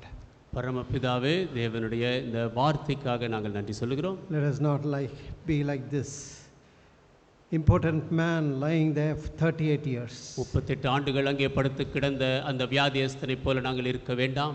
Instead of crying to God, he was only looking at the waters, he was complaining against others. தேவனை நோக்கி கதறுவதற்கு பதிலாக தண்ணீரை பார்த்து கொண்டிருந்தான், மற்றவர்கள் மேல் குறை சொல்லிக் கொண்டிருந்தான். When such a mentality comes, how we only complain, others are selfish, nobody helps me. அப்படிப்பட்ட மனநிலை வரும்பொழுது நாங்கள் எப்பொழுதுமே மற்றவர்கள் சுயநலமாக இருக்கிறார்கள், யாரும் உதவி செய்யவில்லை என்று குறைதான் சொல்லுகிறோம். But fortunately for him, you had compassion on him. ஆனால் அதிர்ஷ்டவசமாக நீர் அவன் மேல் மனதுருக்கம் கொண்டீர். You decided he had suffered enough. அவன் போதுமான அளவு கஷ்டப்பட்டு விட்டான் என்று தீர்மானித்தீர். And how you asked him to rise up, take up thy bed, rise up and walk. எப்படி நீர் அவனை கட்டளை கொடுத்தீர், உன் படுக்கை எடுத்துக்கொண்டு நட என்று. And immediately, instead of seeing who had healed him, he just went off. அவன் யார் தன்னை குணமாக்கியது என்று பார்ப்பதற்கு பதிலாக உடனடியாக அங்கிருந்து போய்விட்டான். He could not answer the Jews who had healed him. உன்னை யார் குணமாக்கியது என்ற யூதர்களின் கேள்விக்கு அவனால் பதில் சொல்ல முடியவில்லை. But when Jesus accosted him, hereafter sin no more, lest a worse thing come unto you. ஆனால் இயேசு அவனை எச்சரித்தார், உனக்கு இதைவிட மோசமான காரியம் வராதபடிக்கு இனி பாவம் செய்யாதே. Instead of humbling himself, he went to the Jews who were after Jesus, and so that their hand would come upon Jesus. அவன் இயேசுவைக்கு வருவதற்கு பதிலாக யூதர்களிடத்தில் சென்று இயேசுவை குறித்து சொன்னான். அதன் மூலமாக அவர்களுடைய கரம் அவர் மேல் வரும்படியாக. Thank you for the lessons that you teach us from this incident. இந்த நிகழ்ச்சியிலிருந்து நீர் எங்களுக்கு கற்றுக் கொடுக்கிற பாடங்களுக்காக நன்றி. We don't want to be unprofitable. நாங்கள் பிரயோஜனம் இல்லாதவர்களாக இருக்க Years விரும்பவில்லை. of listening to the word of God, yet bringing out nothing. ஆண்டு கணக்காக தேவனுடைய வார்த்தையை கேட்டும் ஒன்றும் வெளிக்கொண்டு வராமல். Instead, we want our lives to be transformed. மாறாக எங்கள் ஜீவியங்கள் மாற்றப்பட வேண்டும். That we may live a life that will challenge the people around us. எங்களை சுற்றி இருக்கிற மக்களுக்கு சவால் விடும்படியாக நாங்கள் ஜீவிக்க. What is this man? What has happened to him? இந்த மனிதன் என்ன ஆயிற்று அவனுக்கு? Oh, he met Jesus. His life is transformed. இவன் இயேசுவை சந்தித்தான், அவன் வாழ்க்கை மாறியது. We want to see this transformation in us and all around us here in Raipuram. இந்த மாற்றத்தை எங்களுக்குள்ளாக இங்கே ராயபுரத்தில் எங்களை சுற்றிலும் நாங்கள் காண விரும்புகிறோம். Thank you for using your children amongst us. உம்முடைய பிள்ளைகளை எங்கள் மத்தியில் பயன்படுத்தியதற்காக நன்றி. These remaining 2 days also, we want your Holy Spirit to powerfully work in our hearts. இன்னும் 2 நாட்கள் கூட உம்முடைய பரிசுத்த ஆவியானவர் வல்லமையாக எங்கள் ஜீவியங்களில் இருதயங்களில் கிரியை செய்ய வேண்டும். Bring in more people who did not know about these meetings, and tomorrow and day after we want to see the rich outpouring of your Spirit. இன்னும் இந்த கூட்டங்களை குறித்து அறியாத மக்களை கூட அடுத்த 2 நாட்கள் கொண்டு வரும் ஆவி அதிகமாக இந்த இடத்திலே ஊற்றப்படுவதை நாங்கள் பார்க்க வேண்டும். As we depart from here, we want to go with your presence, Lord. நாங்கள் இங்க இருந்து போகும்போது உம்முடைய பிரசன்னத்தோடு செல்ல விரும்புகிறோம் ஆண்டவரே. Pour upon us a spirit of humbling and cleansing. ஒரு தாழ்மையான ஆவியோடு சுத்திகரிக்கப்பட்ட Revelation of the cross. சிலுவை குறித்த வெளிப்பாடோடு. None of us should rest until we find our rest in you. உம்மிலே எங்களுடைய இளைப்பாறுதலை காணும் வரை நாங்கள் யாரும் இளைப்படைய கூடாது. Please help us and guide us. தயவுசெய்து எங்களுக்கு உதவி செய்ய வழி நடத்தும். In Jesus' holy name I pray. இயேசுவின் பரிசுத்த நாமத்தில் ஜெபிக்கிறேன். Amen. Amen. Kindly listen to these announcements once again. இந்த அறிவிப்புகள் தயவுசெய்து மறுபடியும் கவனியுங்கள். And some of you came late. உங்களில் சிலர் காலதாமதமாக வந்தீர்கள். See that tomorrow you come in time. நாளைக்கு நேரத்திற்கு வரும்படி பார்த்துக் So கொள்ளுங்கள். as I said, we did not put it in the handbills about the morning, afternoon services. காலையிலும் மத்தியான நேரத்திலும் நடக்க இருக்கக்கூடிய இந்த கூட்டங்களை குறித்து கைப்பிரதிகளில் So பிரசுரிக்கவில்லை. 6th standard and above, whether college or even adults can join the morning 10 o'clock service. 10 to 1 we have a session, then 3 to 5. 6ஆம் வகுப்பிற்கு மேலாக படிக்கிறவர்கள் மற்ற பெரியவர்கள் அனைவரும் கூட இந்த காலை 10லிருந்து 1 மணி வரைக்கும் பிற்பாடு மதியம் 3லிருந்து 5 வரை இருக்கக்கூடிய அந்த கூட்டங்களிலே பங்கு பெறலாம். So some of you children, LKG to 5th standard, you had a special time this evening. எல்கேஜிலிருந்து 5 வரை படிக்கிற பிள்ளைகள் இன்றைக்கு மாலையிலே உங்களுக்கு விசேஷித்த நேரம் கொடுக்கப்பட்டது. So tomorrow and day after you have holiday, please come at least by 5:45. நாளைக்கும் நாளை மறுநாளும் விடுமுறை, தயவுசெய்து 5:45 மணிக்காவது வந்து விடுங்கள். The children's session will be a separate session before they join here for the main meeting. அந்த முக்கிய கூட்டத்திலே நீங்கள் வந்து பங்கு பெறுவதற்கு முன்பாக சிறு பிள்ளைகளுக்கு ஆன நிகழ்ச்சி தனிப்பிரிவாக So நடைபெறும். this is for LKG to 5th standard. 5:45 you come here. எல்கேஜியிலிருந்து 5 வரை படிக்கிற பிள்ளைகள் 5:45 மணிக்கு வந்து விடுங்கள். But our evening meeting starts at 6 o'clock. நம்முடைய மாலை கூட்டம் 6 மணிக்கு ஆரம்பமாகும். Don't say, oh, they'll only be singing. I will come in time for the message. பாடிக்கொண்டு தான் இருப்பார்கள், நான் செய்திக்கு நேராக வந்து விடுகிறேன் என்றெல்லாம் சொல்லாதீர்கள். No, come at least 5-10 minutes before the meeting starts. கூட்டம் ஆரம்பிப்பதற்கு 5-10 நிமிடம் முன்பாகவே வந்து விடுங்கள். Let us pray for great blessings here in Royapuram. இங்கே ராயபுரத்திலே பெரிய ஆசீர்வாதங்களுக்காக நாம் Many ஜெபிப்போம். servants of God have labored here. அநேக தேவனுடைய ஊழியக்காரர்கள் இங்கே God has உழைத்திருக்கிறார்கள். also given us many wonderful transformations. தேவன் இங்கே அநேக அற்புதமான மாற்றங்களை கொடுத்திருக்கிறார். And prayers of God's children have been following us. தேவனுடைய பிள்ளைகளின் ஜெபம் நம்மை பின்தொடர்ந்து So வருகிறது. let us expect great things from God and attempt great things for God. நாம் தேவனிடத்திலிருந்து பெரிய காரியங்களை எதிர்பார்ப்போம், தேவனுக்காக பெரிய காரியங்களை செய்வோம். Continue to uphold God's children, Brother Suresh Marcus, Brother Dibban David, and others who will be joining for testimony, and also those who interpret. நமக்கு தேவனுடைய பிள்ளைகளை தொடர்ந்து ஜெபத்திலே தாங்குங்கள். சகோதரன் சுரேஷ் மார்க்கஸ், சகோதரன் திபன் டேவிட், மற்றவர்கள் சாட்சி கொடுக்கிறவர்கள், மொழிபெயர்ப்புகள், அவர்களை கூட ஜெபத்தில் தொடர்ந்து தாங்குங்கள். Now the benediction. ஆசீர்வாதம். Let us pray. Now may the grace of the Lord Jesus Christ, love of the Father, fellowship and communion of the Holy Spirit rest and abide with all of us both now and forevermore. Amen.